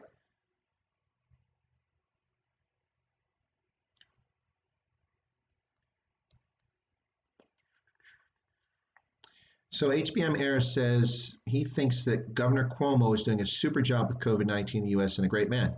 Okay, that's your view. Mine is radically different than that. I disagree. That's your view. Yeah, there's nothing wrong with that. We're all welcome to our views. Yeah, I disagree that Cuomo's doing a great job. I'm not paying that close attention to him anymore, so maybe he's doing a great job now, but about 2 weeks ago, I just tuned him out because his constant whining and complaining in the face of evidence that was contrary to what he was saying. Also, the fact that the virus, the epicenter, 25% of the crisis in this country is located 3 hours from here in New York City and its environs as a consequence of New York State and New York City's actions, which spread the virus when officials told people to disregard the federal government's safety measures back in January and February. Into late February, early March, some New York City officials were still telling people to attend local fairs and such. While the rest of us were headed to lockdown, New York was spreading the virus as quickly as a drunken sailor who couldn't find a condom in a brothel in Bangkok. There you go. So, yeah, New York's caused us all some problems there. Lizan says, Chris, you are pronouncing it as correct as I think you can with your accent. Oh, my accent. That's nice. It's actually pronounced on birth certificate as Lizan, Lizan, but this is RSA, so ID just says Lizan without the E. Okay. Well, the accent aigu, accent grave. Yeah, that's from the French. It's RN. Must be the CCOM cable. Yeah, that's it. It's got to be the wax cable. You are much. What's this? Heinrich says, you are too much of a gentleman. You should not apologize for anything. Take some lessons from Amon from Morning Shot. Well, okay, Heinrich. Okay, let's put this in perspective here. I did spend the better part of the last 20 years working in embassies as a diplomat. So, yeah, I guess maybe that, or maybe that's just my nature to be that way. So perhaps my network then. That's madness. Reference to who? Yeah, it is madness, but it's true. Nicholas says, I still don't believe the Wuhan virus figures from China. Bugger all in 2 weeks and a triple here and there. Oh, yeah, Nicholas. No, the Chinese is just absolute cock, utter nonsense, bull crap. Don't believe it for a second. The Chinese, their statistics are utter nonsense. There is no way, given the volume of traffic between the major metropolitan areas in China by air at a minimum, because it's a big country, and Wuhan is not an insignificant minor city. It is a significant major city. There's no way that the virus didn't travel to Beijing, to Guangzhou, all over the country. There's no way. No way. And it was weeks before they started doing a lockdown in Wuhan. It was already out of Wuhan and spread around the country. There's no way that they have 80-some thousand people from this virus. That's insane. Watch here in the United States. When we lift the lockdown, the virus will continue to propagate. People will still get sick until we get a natural herd immunity develop to it. We'll still see more rising cases. The Chinese claim they're going off a lockdown and they don't have more cases. Please, we're not suckers. We're not suckers. Come on now. All right. So yeah. Don't believe rest of the SA numbers outside Western Cape. I don't believe them either, Paul. They only tested, a handful of people in the country. I just saw the figures earlier. I wrote it down here somewhere. I forget the exact amount of it. But anyway. So I out here somewhere, but the number of people who have been tested in South Africa is ridiculously low based on the size of the population. And I think that they are not testing a lot of people who are in informal settlements, and that's a major problem. So the figures in South Africa undoubtedly, and their whole world for that matter, including the US, are far higher than what we know, given that 80% of people tend to be asymptomatic and that many of them don't get sick, and most of those who are asymptomatic or get slight illness never go to clinic or hospital. So we never know they had it unless after the fact they're tested for antibodies. And a test in Florida, a sample of citizens in Florida who came in, 6% of those who had never been sick or reported COVID-19 and were healthy tested positive for antibodies to COVID-19, which means they had been exposed to it. 6% of the general population. So it's probably even larger than that. That was just a sample of 7 or 8,000 people, I think it was. So it's probably much worse than what we know. But people need to calm down. You know, listening to that arrogant SABC journalist, people will die, people will die, people will die. Well, of course people will die. People die each and every day from something. It's tragic. People are born every day. It's the cycle of life. It's how things happen. But it's not the zombie apocalypse. If people return to work, you aren't going to see 35 million South Africans die from COVID-19. It's simply impossible. It's not going to happen. It's not going to happen. It's not Ebola. And even Ebola is not that deadly now. The Mono River region version of the Ebola virus that we saw in West Africa in 2013, 2014 killed 30 to 40%. A horrible figure, But it pales in comparison to the versions we saw in the Congo, which were killing 90%. And with COVID-19 not even being 3.4%, as claimed by the World Health Organization, but being closer to 1/10 to 2/10 percentage, it's far more in line with traditional upper respiratory diseases and influenza as far as mortality. Can't believe the numbers. But of course, the Western Cape will pay because that's the data that the ANC has. And so they'll make the argument the Western Cape must remain a lockdown because it's done a better job at testing people. The irony of that. Right. Okay. Did Iran ask China to help with the Soleimani revenge? I know she's being cheeky. I don't know. Maybe they did. Yeah, Soleimani got what he deserved. He's a piece of crap. Anyway, the number of lives that man destroyed, of Iranian lives. Lizan says, Chris, I saw an episode on Australia in 60 Minutes where they did a story on where COVID-19 comes from. They theorized that the jump from bat to human was accidentally from a lab close to the wet markets. Well, Lizan, that's the lab I'm talking about, where they were testing. So there are what are known as biohazard level 4 laboratories, which are located around the world in some countries. South Africa, to my knowledge, has a biohazard level 4. I could be mistaken, but I'm pretty sure they do. The South African Health Service, the South African Military Health Service, has got a medical intelligence unit. There's only 2 countries in the world that have medical intelligence professionals. That's the United States at Fort Detrick here, USAMRIID, United States Army's Military Medical Institute for Medical Infectious Disease Research, something like USAMRIID at Fort Detrick in Maryland.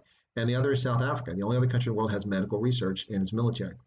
The Centers for Disease Control in Atlanta and Fort Detrick both have biohazard level 4. These are the most dangerous and infectious diseases, viruses that you find on the planet. They're kept in cold storage there. If you watch the movie Outbreak, that's kind of a depiction of it. There's a recent movie that was done on National Geographic, which talks about the Ebola outbreak that took place in Reston, Virginia, in the early 1990s. The book Hot Zone by Richard Preston was a dramatic telling of that story. Anyway, so yeah, those laboratories, the Soviets. So there's one in Russia too. I think it's in Moscow, and there's a couple in China, but I don't know where they are. I think Wuhan is one of them. I'm pretty sure. No, I do know. I'm sorry, Wuhan is one of those biohazard level 4. So they store those agents there. Now there's international cooperation about this. So for instance, smallpox was wiped out in the wild, was eradicated. The World Health Organization declared it extinct in the wild in 1979 after the last person who was identified with it was a man in Somalia who died from it, and that was it. Smallpox was wiped out in the wild. And since then, we haven't seen the scourge of smallpox around the world. So when it was wiped out and the World Health Organization declared it extinct, it wasn't extinct because the agreement was that CDC, Fort Detrick, and the Soviets would be allowed to keep samples of smallpox in order to research its RNA so we could try to find a vaccine in case the world made a mistake and actually was out there in the wild and we hadn't wiped it out. We've never seen it recur in the wild except for, interestingly enough, in the tundra in the Soviet Union, or former Soviet Union, Russia, and in Alaska too, I believe, people who died from smallpox over a century ago, when the tundra defrosted and bodies had to be moved, they were able to culture smallpox virus that was alive from that. That's what I've read on many occasions. Haven't seen a scientific report on it, but I've read about it.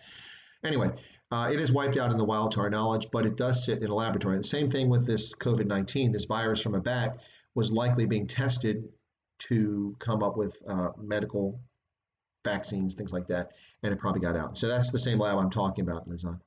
Um, Thank you for the news on Cuomo. Did not know all of that. Oh, well, on Cuomo, more about that. Let me tell you about the HBM air. So, with Cuomo, the former lieutenant governor of New York reported this. She did an op-ed about a month ago.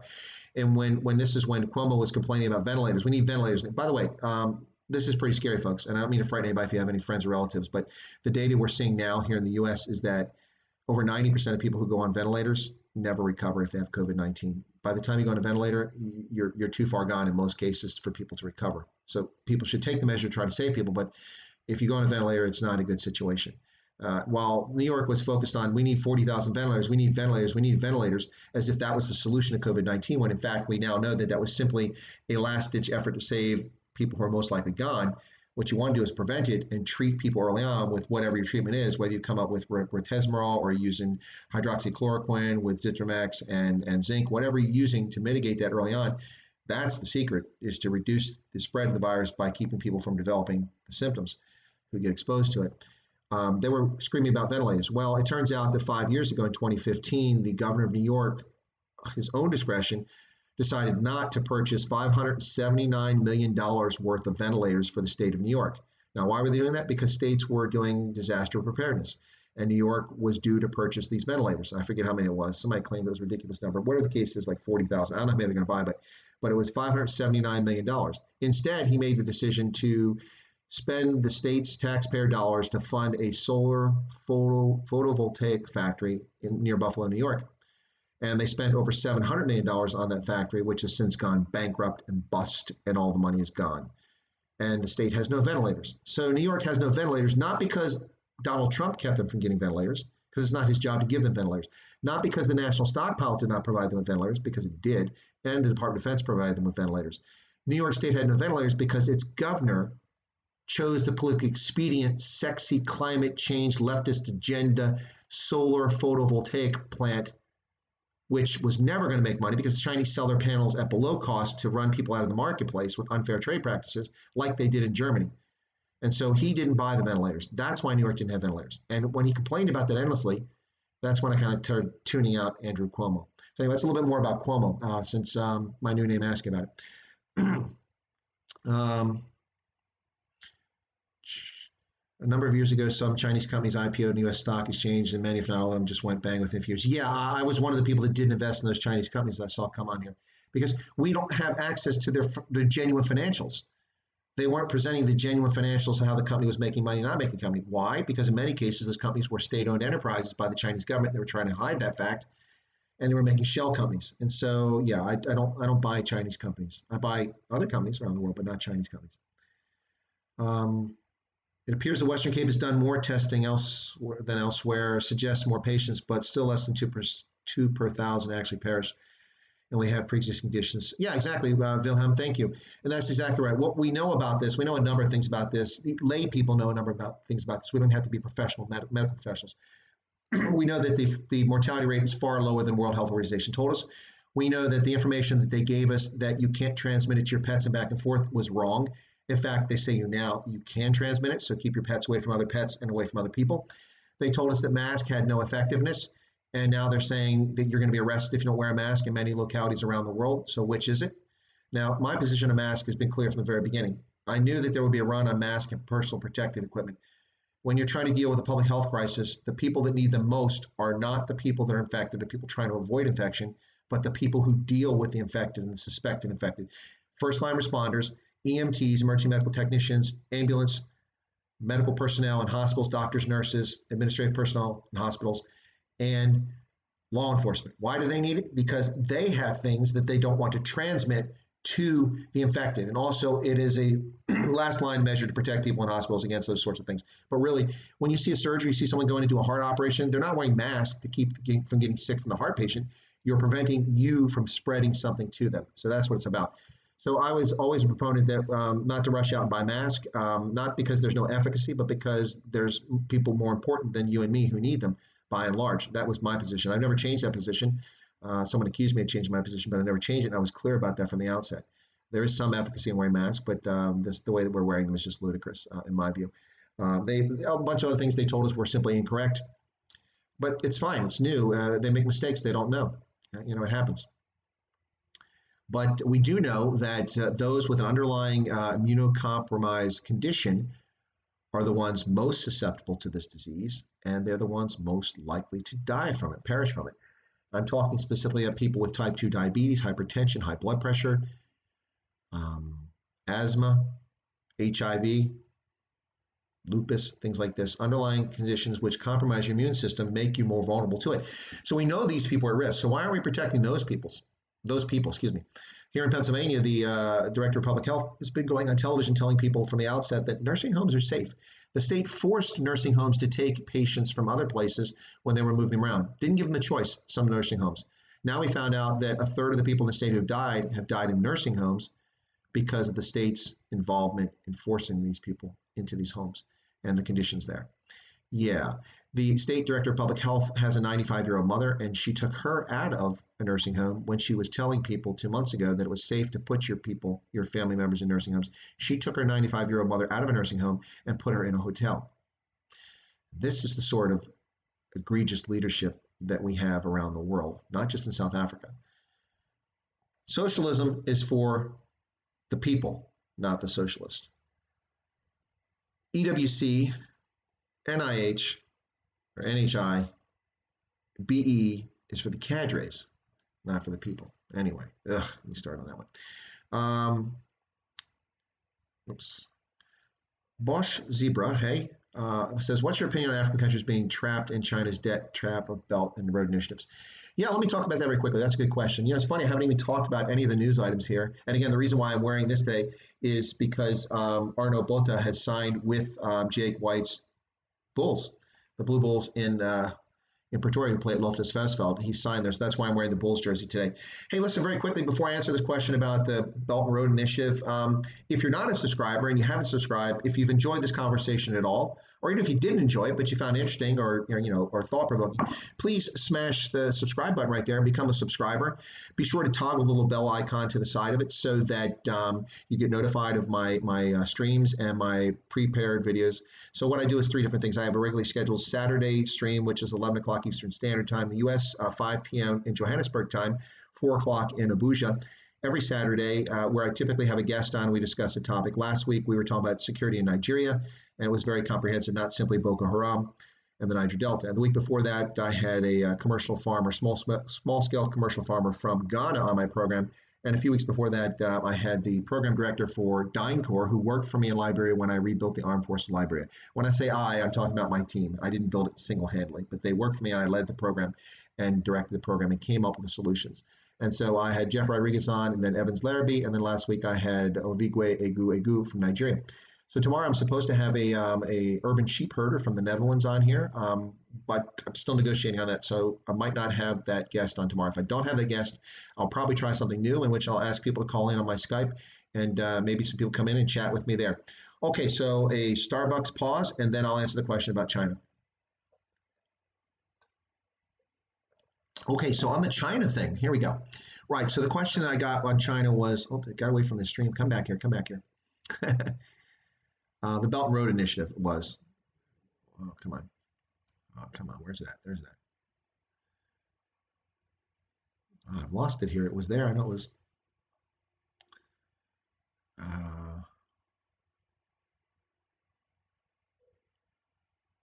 All right. Well, I remember what the question was. It was about China's Belt and Road and the debt issue. That was the question. So the issue there is, okay, so I come down kind of differently than a lot of analysts do on this debt issue for Africa. So there are definitely cases of countries in Africa that have gotten so deeply in hock to China that it's cost them. 2 good examples come to mind are Djibouti and Zambia, which have had to turn over infrastructure facilities to Chinese company management as a consequence of defaulting on their debt to China. Now, people play this up as a debt trap. Yeah, it's a debt trap only if you let them take over the assets. I mean, you just simply nationalize them again and kick them out. I mean, it's debt trap, take your pick. The real issue here is the debt that African countries owe as a percentage of the debt to domestic lending institutions, which makes their own economy unstable. So, for instance, if you're Ghana and 2/3 of your debt is owed to domestic banks, that's fine as long as you can service the debt. It's not the question of the Chinese debt because it's the only part of the 1/3 it's not part of your domestic debt. But if you can't pay your banks at home, if they don't receive money from the government on a regular basis to pay back its debt, then they don't have money to loan out to people, to other banks, to individuals, to businesses, and it cripples your economy. Debt is a major issue across Africa. And what's ironic about this is that the United States government, out of the kindness of its heart, that's right, yeah, I'm biased, but that's a fact. Look it up. This is open source, it's not secret information. In the 1990s, in response to the 1970s commodities boom and the 1980s commodities collapse, and the result of multiple African governments having dictators or totalitarian states or poorly run governments who borrowed money, squandered it, stole it, or misused it, and then unable to pay it back when commodity prices collapsed, there was a lot of hand-wringing in Washington, D.C. and at the IMF and the World Bank about and in London as well, not just here, about what we should do to help these countries in Africa. And a lot of Africans weren't responsible for the debt because their governments are the ones that borrowed the money. And if you're run by someone who overthrew your government in a coup and then borrows money and spends it, why should the people be responsible for that? So there was a lot of sympathy for this. And a colleague of mine I used to work with, who worked in his last assignment before he retired, he was a former ambassador in Africa, and he was in Stuttgart as deputy commander of Africa Command. A colleague of mine he's an economist, helped design something called the Heavily Indebted Poor Countries Initiative, or HIPC, Heavily Indebted Poor Countries Initiative. And what this was a deal by the U.S. government that it would get debt forgiven for African countries if they met governance standards. So in other words, if, say, the government of Ghana promised that it would spend I'm making these figures up, 15% of its annual budget on primary school education for Ghanaians, and 20% on primary health care at clinics and hospitals around the country, and this much here, if it would spend its money in a certain fashion, then their debt would be forgiven. So many African countries qualify for this program. Now, to be honest, at times the U.S. government kind of looked the other way when it came to governance standards and was generous, but the idea was to alleviate debt. So Mozambique had billions of dollars of debt wiped out. Ghana had its entire foreign debt to the U.S. and multilateral institutions wiped out. Now, what people don't know about this is that a lot of that debt wasn't owed to the U.S. government. In fact, almost none of it was. This is money that was owed to private banks like Citibank or JP Morgan and other big banks, HSBC. I don't know if they were, but I just picked one out of the air there. So this money was owed to commercial institutions. So by forgiving that debt, which was never going to be repaid anyway, what happens? Well, those banks have losses now, and those losses have to be written off, and they have to make up that revenue from where? From their existing customers. So it's a double whammy. We loan money to African governments who don't repay it, and then we wipe out the debt, and who pays it? We do. We gave them money, and then we give them money again by paying for it a second time. And that's what happens to U.S. consumers and consumers in the West under the Heavily Indebted Poor Countries Initiative and the major banks. But we've forgiven debt for African countries. So what's annoying about this in the case of Ghana is that we single-handedly wiped out almost all of their foreign debt. Now, they still had domestic debt, but when we wiped out their foreign debt, so what? They're going out and borrowing more money now. And they've got all these oil reserves from the Jubilee field. They're still producing gold from Anglo-American gold in Ghana, and they still have cocoa, and they still have a number of things that are making the economy hum before COVID-19 and getting a lot of export earnings. But they're going out and borrowing money and getting right back into debt, and that's what's frustrating. Yeah, so China is using debt as a tool, and here's how they're using it very cleverly on the Belt and Road Initiative. Let me explain this, and this is the issue I have with China. So people going around going, oh, the Chinese, they're so strategic and so wonderful, and they have this great concept, and they're tying the world together into the Chinese supply chain to make them all part of this wonderful trade system. Yeah, okay, that's fine. But how are they doing that? Kyrgyzstan, Tajikistan, Kazakhstan, Ukraine, you can be part of the Belt and Road Initiative, and those in Iran and across Pakistan and across to Africa. You're all part of that. But you have to build the roads and bridges and tunnels and passes and port facilities and airfields. And we're going to help you do that with Chinese construction companies, Chinese engineers, Chinese workers, and we're going to loan you the money. And then, of course, the Chinese are going to use the roads, the ports, the bridges, the tunnels. All of them are going to move goods to and from China, all for the benefit of China. Now, if you accrue some benefit along the way, okay for you, but that's not why China's doing it. China's doing it for China, and that's okay. But what China's doing is burying small countries who don't have the resources in deep debt, like the crazy stands, so that later it can take and put them in an unfair, a difficult advantage or difficult situation when it comes to negotiating debt relief or pay back the loans. So they're indebting these countries for building out China's infrastructure. That's what they're doing. China's building roads, networks, ports, and airfields around the world, all to ship goods to and from China for China's benefit. So they're not the magnanimous people that they're made out to be. They're not doing this for the world. They're doing it for themselves. And that's fine. But stop lying about it and stop giving the Chinese all this credit for being so wonderful helping everybody out. They're just doing it for themselves. When we built a port for Liberia, which we did during the Second World War, it was to help us with ships that made call there. Now, the Liberians benefited from it, but we had self-interest in it. Now, if we build a port in Liberia today, it sure isn't for us. We don't get anything from Liberia that we can use here. So anyway, but yeah, that's the Belt and Road Initiative, and that's what's going on with the debt. They're getting countries that are borrowing this money so that they can build this network, and it will benefit China. And I have no problem with benefiting China, but I appreciate people being honest about it. Right. Let's see.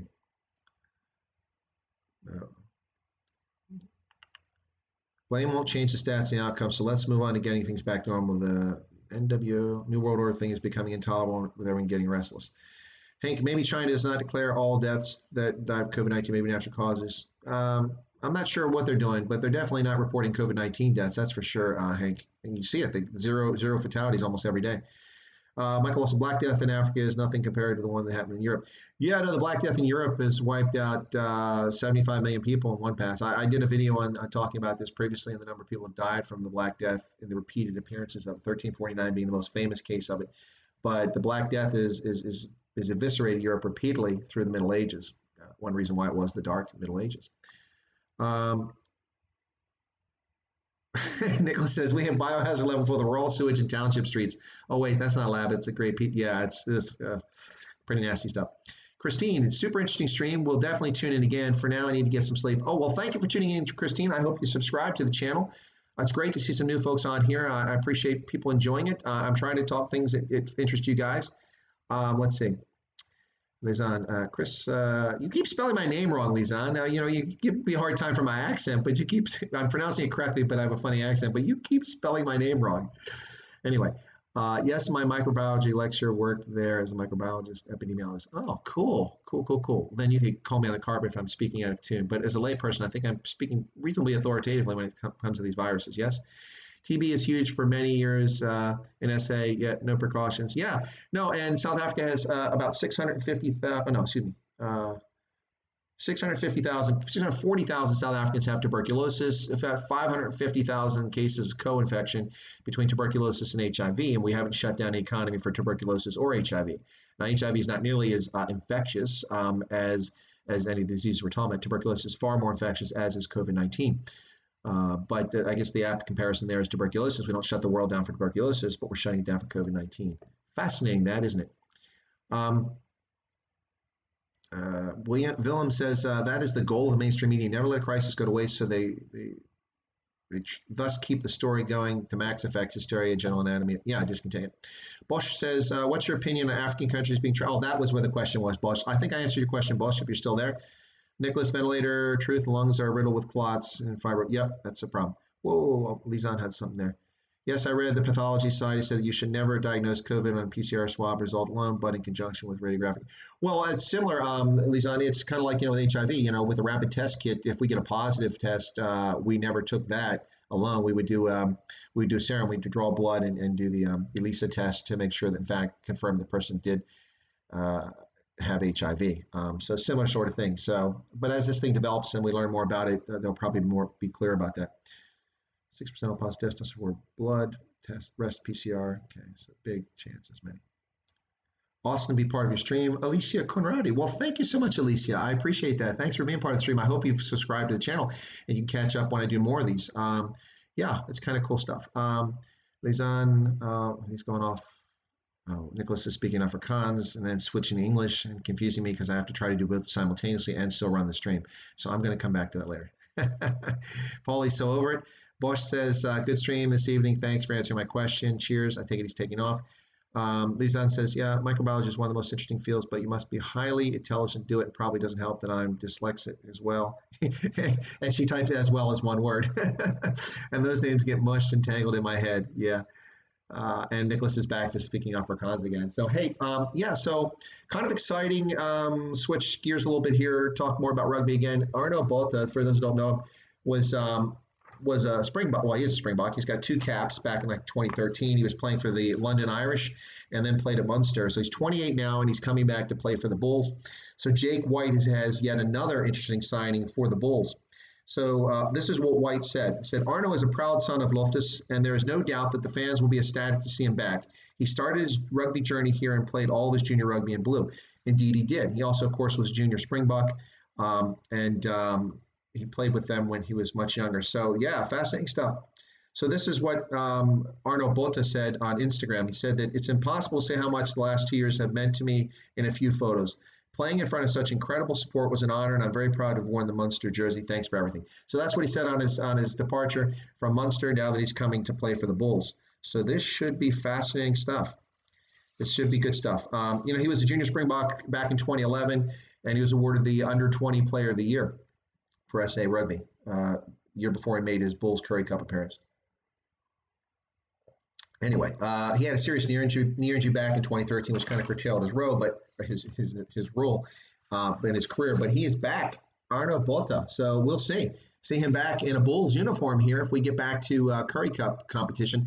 I have a feeling we're not going to see Super Rugby competition again this year in South Africa, unfortunately. We will see it in New Zealand apparently in mid-June. Exciting about that, but I don't think we're going to see it in South Africa. And so this raises another question: will this be the end of SANZAAR? Is this going to be the end of the South Africa, New Zealand, Australia, New Zealand rugby agreement for Super Rugby? Is it going to start to unravel?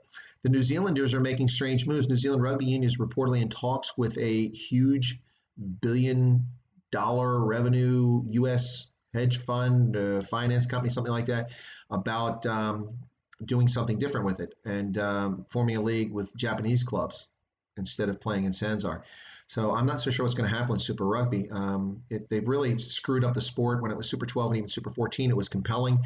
High-quality rugby, great matches, fascinating stuff. And then they started playing these games. They kept expanding. Next thing you know, we had 18 teams in it, teams from Argentina, teams from Japan, who played in Japan and in Malaysia or Singapore. Anyway, very strange. And then we shrank back to 15 clubs, and then with all conference clubs, all Australia, all New Zealand, all South Africa. And then it's very confusing. So it isn't quite the same as it used to be, but Super Rugby used to be pretty amazing for a while, just celebrating its 25th year, I think, this year, and it's just kind of off track. So we're going to see what happens. Let's see what else. I got some more comments over here. Nicholas, you're right. It's not Afrikaans. Yeah, Lisanne has this really long thing. Lisanne els nu en donde ze van zin. That's a long thing. Anyway, yeah, sorry about that, Nicholas. I was just giving a hard time. So, Lisanne. Chris White, is that correct? Yes, it is. It is. And actually, technically, so we've got only 30 people listening to the stream. So if you'd like to hear the story about how my name really isn't Chris, but it is Chris, but it isn't Chris, just type yes. And if I get enough yeses, I'll tell you the story. It's a good story. So if you want to hear it, just say yes. So I'll do a little bit of that. Right. And if I see some yeses come up, I'll tell that story. It's not Afrikaans, at least that's a long name. Paulie says, did you see Peter Steph Dutoy was turned down? Yeah, he turned down a contract, but he's not the only one who turned down a contract. Let me find that story on Saru, if that's here. I had a story on the South African rugby and what's happening with contracts. Let me see if I can find it here. Here it is. South African rugby cuts pay to save $60 million US. And, well, it wasn't just him. Apparently, Makazole Mapipe is also turned down a $460,000 a year contract from a Japanese club. Wow. That's some big news. No, I didn't see that Peter Steph Dutoy had turned down a contract. Peter Steph Dutoy rocks. He's an amazing player. Fantastic. He's got 3 brothers, and they're all coming up behind him in rugby. So we might be seeing the Dutoys playing rugby for a long time from that family. Yeah, but Saru players who make less than 20,000 Rand or about $1,025 US a month are not going to be affected. But here, let me read this very quickly, and then I'll tell you the name. Okay, so this is from today. South African Rugby announced significant pay cuts on Friday in its efforts to save up to 1.2 billion Rand or $62 million from its budget for a year in which rugby fixtures have been severely affected by COVID-19 pandemic. Jury Roux, chief executive of SA Rugby, said the sports salary bill for employees, players, and officials has been reduced by 25%, with those on the highest pay scales losing up to 43% of their income. Those earning less than 20,000 Rand a month are not affected. Some players opted to cancel their contracts after being given a window which expired on Thursday. SA Rugby did not reveal how many players had taken this option, but Springbok hooker Malcolm Marks is among them.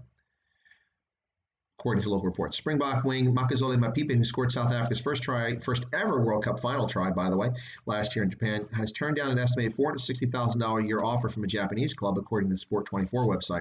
The announcement of planned savings came after it was announced earlier on Friday that home international matches against Scotland, Georgia, and July have been postponed because of the pandemic. Okay, there you go. We're not going to have the summer test series. According to SA Rugby's statement, the pay cuts make up 13% of their planned savings, with the bulk coming from this cancellation of competitions and other operational budgets. So there you go. I had not heard about Peter Steph du Toit, but there's a fantastic thing on YouTube you can find when they did a biography of Peter Steph du Toit. Fascinating stuff. Fascinating story. Interesting. Okay, so let me go back here. So before I miss any of this other stuff and tell this story about my name, let's hope my Blue Bulls undergo a renaissance. Nicholas, I think the Bulls under Jake White are undergoing a renaissance, and I will be watching. I will be watching. I mean, a lot of my favorite players have played for the Bulls over the year. Victor Matfield played there. Even Brian Habana played there for a while. Some really talented people played for the Bulls. So, when you're a Springbok fan, you're kind of a fan of all the clubs in some respect. But I'm Western Province all the way, ladies and gentlemen, Western Province. I know I'm wearing a Bulls shirt. So anyway, let's see. Lisan says organic chemistry is horrible. All those carbon chains. Yeah, it is horrible. Okay, I got a bunch of yeses. Chris, great stream. Got to go. Okay, thanks, Mr. Puncher. Thanks for tuning in. Good to catch you here. Oh, now I'm going to tell my story of my name. People are leaving. They must know the story or they don't want to hear it. Okay. 27 years old this year. Okay, started in 93. All right. My bad, Nicholas. Peter Steph is the most underrated player in South Africa. Well, he's also I don't think he's the most underrated player. He's the World Rugby Player of the Year. So I don't know how he can be underrated. He's also been the SA Rugby Player of the Year a couple of times. Yeah, he had to have good character too. He has great character. Underrated? No way. He's not underrated. He's a player. There you go, Nicholas. Underrated World Player of the Year. That's correct. All right. Difficult time ahead for local and national rugby. That's right, Bosch. Rugby is in the cock, and it's not in the cock. It was already rugby had a lot of challenges because of World Rugby and the way it's run. We see that Sir Bill Beaumont, who was reelected instead of the Argentinian, who really gets on my nerves. So he's now staying on as CEO of World Rugby, which is good in my book. But there's a break between the northern and southern hemisphere about which direction rugby goes. A lot of people seem to want to have this competition in which the Six Nations and the top teams from the southern hemisphere are guaranteed spots in an annual tournament, and everyone else has to fight for the crumbs. So I'm not a fan of that. Anyway. Let me go back to, okay, so here's the deal with the name, folks, and I'm losing more people here, so nobody wants to hear the name of the story. The name. It's 5:30, so it's 11:30 in South Africa. Okay, so here's the deal. So my name is not really Chris Wyatt. That's right. It's actually William Martin Wyatt. Now, where does Chris come from? It doesn't come from anywhere in there. Now, I will tell you that throughout my life, this has been a very helpful situation because who has not been the person, the phone rings and you pick it up and you say, hello? Yeah, hey, Bill, this is Dave. We know we met, we talked about this, or hey, Willie, Bill, Billy. Click, I don't know who you are. If you know me, if you've met me, you spent more than 5 minutes with me, you know that I go by Chris. And the reason I go by Chris is that when I was born, I was the first child in the family, the extended family that had been born in the hospital, apparently. All my cousins before me were born at home. My mother, I was born at a hospital, at Bon Secure Hospital in Baltimore, Maryland. And apparently my maternal grandfather, my mother's father, and my father did not get along. Now, I was present, but I don't remember anything from my birth, so I just have to tell you the story secondhand and thirdhand, because I've heard from both angles. So apparently, my maternal grandfather and my mother did not get along, or my father did not get along at all. And the reason they didn't get along, I think, had something to do with the fact that when I was born, my father was 30 years old. My mother was 19 when I was born. I suspect that had a lot to do with it and the history that came before that. But I won't get into that. So at the hospital that morning, when I was born, about 6:25 in the morning, my grandfather was there, my maternal grandfather, my father, of course. And apparently they were talking in the hallway. A couple of my aunts were there. And they were talking about what to name the child. Of course, back in the dark ages, before electricity and paved roads and things like that, I'm not embellishing much. A lot of us didn't have electricity in Maryland in the 1960s. And we certainly didn't have paved roads in the neighborhoods around where I lived. Anyway, after I was born. So in the dark ages back then, of course, you didn't know the gender of the child. We had no sonograms or no way to determine the gender of a child before it's born. So what happens is everyone's guessing the child is born and we find out if it's a boy or girl. So my father and my grandfather were arguing about what to call me.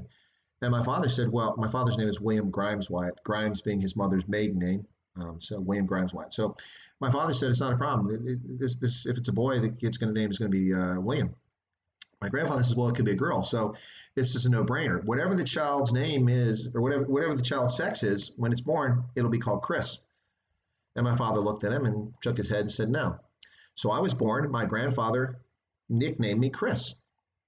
And my father went and filled the paperwork out for the live certificate of birth and said, my name is William Martin Wyatt. I don't know where the Martin comes from. I don't know anybody named Martin. I have no uncles or aunts or grandparents named Martin. But anyway, yeah, so Chris, where does that come from? It doesn't come from William. It doesn't come from Martin. It sure doesn't come from Wyatt. My birth date is the 25th of December, Christmas Day. So I was named after Jesus. And there you have it, folks. And that's how I went by Chris. So interestingly enough, I also, during my childhood, had a different surname. But that's another story for another day when it's not so late in the hour. You can ask me that on another occasion. But yeah, so legally, my name is William Martin Wyatt, and I go by that professionally. And for people who know me, I go by Chris Wyatt. So I figured when I went to YouTube, I wanted to have a relationship with those in my audience and those who communicate with me. And that's why I decided to name my YouTube channel about 15 years ago, Chris Wyatt. And that's my Google account. Anyway, so that's the story, and that's how you get Chris, which has nothing to do with William, nothing to do with Martin, and nothing to do with Wyatt. But that is how I got my name.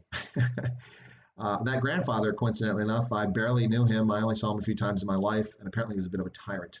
So I've heard. I also heard he's a wonderful father, so you hear different things from different people. So I'm not really sure. Indicak, yeah. Okay. In South Africa itself, everyone always focuses on everyone else, but I'm not aware he is in the World Rugby Player of the Year. He isn't seen as one of the heroes of the Bulk team. Well, he's not seen as one of the heroes of the Bulk team because the press is so busy propping up and promoting other players who they find more interesting or more appealing. Now, I love Sia Khaleesi, and I think he's a good player. I never thought he was a great player. He's a good player. Makazole Mapipi may be a great player compared to him, but he's got a heart, but he has a great origin story. And he's a wonderful human being, and he's very, very humble. And so Sia Khaleesi fits the mold that's perfect. Now, Pieter-Steph du Toit is humble. He's a wonderful person, and he has a great origin story too, but he comes from an origin story of privilege, which is not something the press likes to harp on and go on about. Now, watching the biography, I saw him from South African television, which was our Super Sport. I think it was one of the two, which I found on YouTube. It talks about his background and how he faced challenges. And well, I love Pieter-Steph du Toit. His parents own a vineyard. He grew up in wealth, and he did live in a small town in the Western Cape. But the challenge he overcame was he didn't go to a traditional feeder school for varsity for rugby. And he over at Swartland is where he went to school.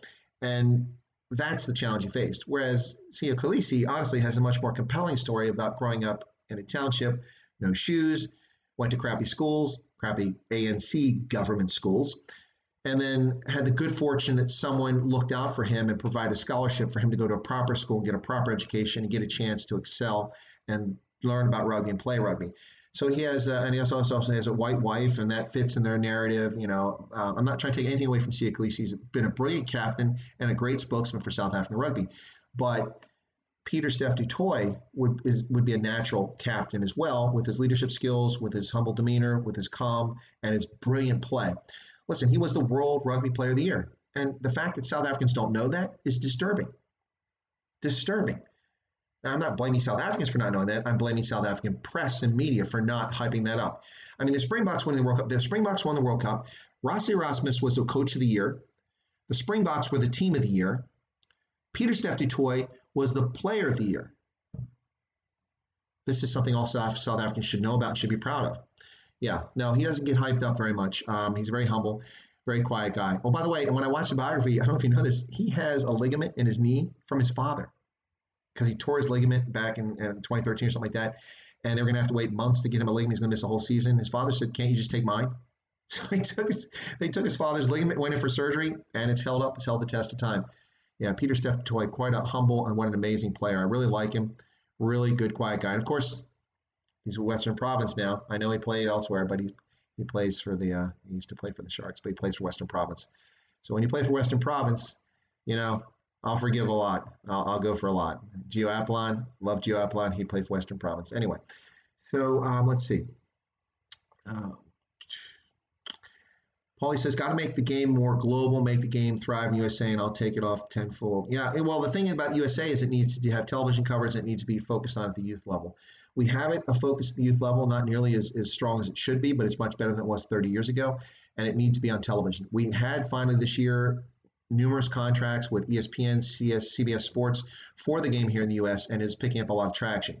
But I think, frankly, when it comes to rugby, the decision to take the HSBC 7 series from Las Vegas back to Los Angeles, well, not back, they'd never been in Los Angeles, they'd been in San Diego before. Started in San Diego, went to Vegas for 10 years. It was brilliant there, and they decided to take it to LA. I think that was a step backwards. I didn't go to the Sevens this year because it was in LA. No interest in going out. There's nothing to do. Nothing to do. Vegas, there's tons of things to do when you're not watching rugby, and there were shortcomings with it, including the fact they're going to destroy Sam Boyd Field, and the new Raiders Stadium wants too much money for them to play, but there's other options. Anyway, but the other problem is that the U.S. Rugby Union is a disaster. It was poorly managed, and now it's bankrupt. And it's not COVID-19's fault. It's USA Rugby's fault that it's bankrupt. And so we've got to come back from that. That's hurt us. But good news is we seem to have a lot of really smart, intelligent people with some money behind Major League Rugby, and it was doing well in its third season. Its first 2 seasons were good. Viewership was up. Attendance was up this year especially. And after 5 games, we had to suspend because of COVID-19. So hopefully they can weather the storm and we'll keep professional rugby. We were drawing big names. Admittedly, some players who were a bit up in years, but we had Ben Foden play for Rugby New York, and he's been playing brilliantly. We had Joe Peterson playing in San Diego, and he was playing brilliantly. But we're also getting some younger players, particularly from South Africa, who are being denied opportunities in South Africa to play rugby, and they came to the U.S. to try it out.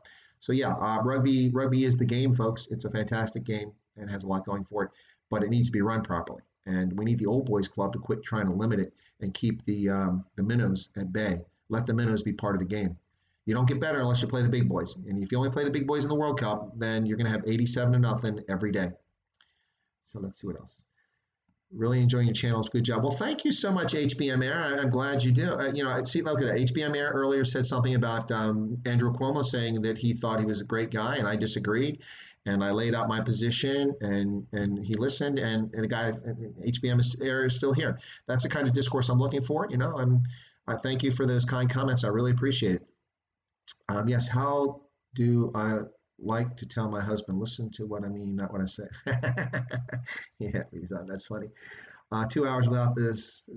Yeah. Nicholas, that's good. That's good. Well, Nicholas, I went and I before I started the stream, I went back and changed it to that latency setting to the ultra low one. Hopefully that would solve the problem. We'll see if that's what the issue's been. It might have been. Okay. From Nelson. Okay. Nelson Mandela Bay, captain and coach, homegrown. Oh, Lasagna from Nelson Mandela Bay. Okay. USA Sevens are familiar. Yes, Nicholas, our Sevens are awesome, man. I got into the USA Sevens when Carlin Isles first started. I never heard of Perry Baker. He wasn't there yet. So Carlin Isles, I watched this guy. I'm like, this guy's amazing. And then he disappeared. I don't know where Carlin Isles went for a couple of years. And Perry Baker rose, and he was even more amazing. Then Perry Baker got injured. He's out. He comes back. And then, of course, Mike, what's his name? The coach of the USA, the English coach of the USA Sevens team. He's been mixing them up, playing Carlin part of the game, playing Perry part of the game, but rarely playing both of them at the same time. And Carlin has excelled in that role. He gets to catch his breath, and he comes out and just bursts. Perry Baker, I think, is still recovering from his injury, but Perry Baker, back-to-back Player of the Year in Sevens, and deservedly so, the back-to-back Player of the Year. Absolutely, without a question. Yes, I'm biased, but I'm also a Blitzbox fan, and the Blitzbox is the team I root for first. Honestly, when the USA plays South Africa in Sevens, it depends on what's going on in the standings and where I'm at. I root for both teams, but who do I really want to win? It's tough for me because I love the Blitzbox. Vanner Cook, I talked to him in Vegas. He's fantastic. That guy's amazing. There's all the teams. And I love the way that Neil Powell just keeps finding young Blitzbox, and they keep clearing out the benches, guys going off to play in 15s and playing for the Springboks. We lose Quagga Smith. We lose Ruan Nell. All these guys disappear, and the Sevens are still amazing. We just keep coming up with new players for South Africa. South Africa is a Sevens factory, for the men anyway, not so much for the women. So it's just really amazing. The Blitzboks are just awesome. You got to love them, guys. They're just fantastic. And they just can play with, it's just amazing, though. But Sevens is a tough game, You can't let your guard down for a second. You let your guard down for a second, you're going to get beat. Look at New Zealand. They were on top of the world for over a decade at Sevens, and suddenly just fell down to middle ranks overnight. Yep. All right, so let's see. USA should be world champs of everything based on geography. If they didn't start their own sports, they could have played good rugby cricket. People play cricket here. Not many people, but, Yeah, but we've been playing rugby for a long time. USA actually was the world champion in rugby until they reintroduced the sevens at the Rio Olympics, and then we didn't win, of course. And so, but prior to that, we were the Olympic champions since 1924, winning back-to-back Olympic gold medals in rugby. 15s rugby, but it was eliminated after 1924, and rugby was no longer in the Olympics until it came back in Rio, and we didn't win it. Naming it the World Series. Yeah, okay, Hank, you got to. You're talking about baseball. We call it the World Series. That is pretty funny. But at the time, baseball was played in Japan, in Panama, in South Korea, all places where U.S. military had a big presence, and it was played in the U.S. and then a little bit in Canada. So they called it the World Series. Vihan, cheers and all. I take it you're taking off there, Vihan. If so, have a good evening. Thanks for tuning in. Todd Cleaver was a hell of a loose forward, competed amongst the best in the world. He was good as any. Yep, Bach. Yep. Yeah, Todd Cleaver was quite a good player. It was great to see him. I saw him play in the World Cup in New Zealand in 2011. It was brilliant. Great stuff. Nicholas says, I'm born in England. Mom was Welsh or English. Mom was English. Dad was Welsh. I'm naturalized SA. 3. Yeah, there you go. Well, okay, listen, I root for a lot of teams. I mean, depending on who they're playing, I'll root for Ireland. I often root for Wales. And for Ireland and Wales, if they play England, I'm definitely rooting for Ireland and Wales, and even Scotland when they play. But amongst those, I pull most often for Wales. I just loved Sam Warburton and some of the other players on the Welsh team there a few years ago, and I just really liked that squad. I thought they should have won the 2011 World Cup back in those days. They choked, but of course, when they play the Springboks, there's no doubt about it. I'm pulling for the Boks. Lizan, USA is on fire in the sevens. Blitzbox, though, we lose many weekends. So, yeah. Well, I lose a lot of weekends to sevens too, and I watch the replays too. Sevens is just brilliant. It's good stuff. Who was number 7 for the Lions? Yes, looked like a pirate. Nicholas Groves, very courageous, got around the field. Are you talking about Todd Clever? Anyway, yeah. So a little bit of rugby there. So that's something I've done on LinkedIn quite a bit. Honestly, one of the reasons I did is that I would really like to get involved in rugby management or league management somewhere. And so it'd be great to try to help promote the sport. One thing I've always had a lot of experience in strategic communications and public affairs, things like that. That's been one of the things I've had to manage, especially my diplomatic career. So doing that is something that's always interested me, and I might get around to doing that sometime. So anyway, yeah. Chris White, A.K. William, really enjoyed tonight's show. Enjoy the remainder of your Friday. 15 minutes in Cape Town. It will be Saturday, over and out. All right, thanks for William for tuning in. Yeah, I'm over 2 hours here, folks. 2 hours and 12 minutes. What's this? You think about our homegrown Trevor Noah was really funny on the Daily Show. HBM Air. I thought Trevor Noah was gut-ripping hilarious as a comedian in South Africa, and I listened to his performances in South Africa. I never went to one, but I listened to them. I thought he was spot on. He really had a knack for humor. But then South Africans are just funny in general. But Trevor Noah was fantastic. When he came to the States and he took over the Daily Show, I tried to watch it, and it was just all hating people on the right of the aisle, and I couldn't watch it. So I'm not a Trevor Noah fan right now. Maybe I can get back to him someday, but he is, and maybe that's unfair, but when you watch something and you don't have interest in it, I lost interest in it. So anyway, we'll see what happens. Maybe I'll get back to him. Good afternoon, goeienaand, and almost goeiemorgen. Yeah, it is almost morning, Neil Potgade. Elton Wyatt. I should also check out and have to go get up. Okay, Liz, take care. It looks everybody's taking off. Yeah, it's midnight. It's probably unfair of me to keep going for much longer. So let me say this, folks. Thanks for tuning in. I really enjoyed tonight's stream. It looks like we've managed to keep the red ants at bay, as Nicholas would say, although he gives it a much more colorful description of what the red ants are. Listen, if you like my caricature, I hope you do, because it's going to be one of my trademarks there, unless the artist has an issue with it. But I think I commissioned it, so it's mine.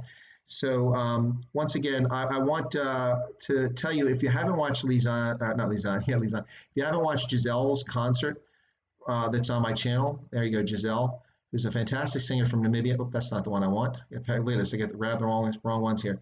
There we go, Chris Road Cup. There we go. So please go back and watch it again. It's on the channel. It's an hour and 3 minutes. You can listen to it. But I'm going to close out with her music, and this is from her album Für uns Mensa. And this song is Für uns Mensa. And as she says, die Tal ist in uns Blut. So there you go. Alles in uns Blut. Great stuff, guys. Check her out, Giselle, fantastic. Check out the concert on my channel, and I think you'll enjoy it. She's a fantastic Afrikaans singer, even if she does have a funny accent from Namibia. Anyway, folks, thanks for tuning in tonight. God bless you all in South Africa. Good luck with your e-commerce shopping tomorrow. Get your open-toed shoes tomorrow. And enjoy your shopping, South Africa. Ladies and gentlemen, have a pleasant evening. This has been Chris with Indaba Africa, here from Central Pennsylvania. God bless and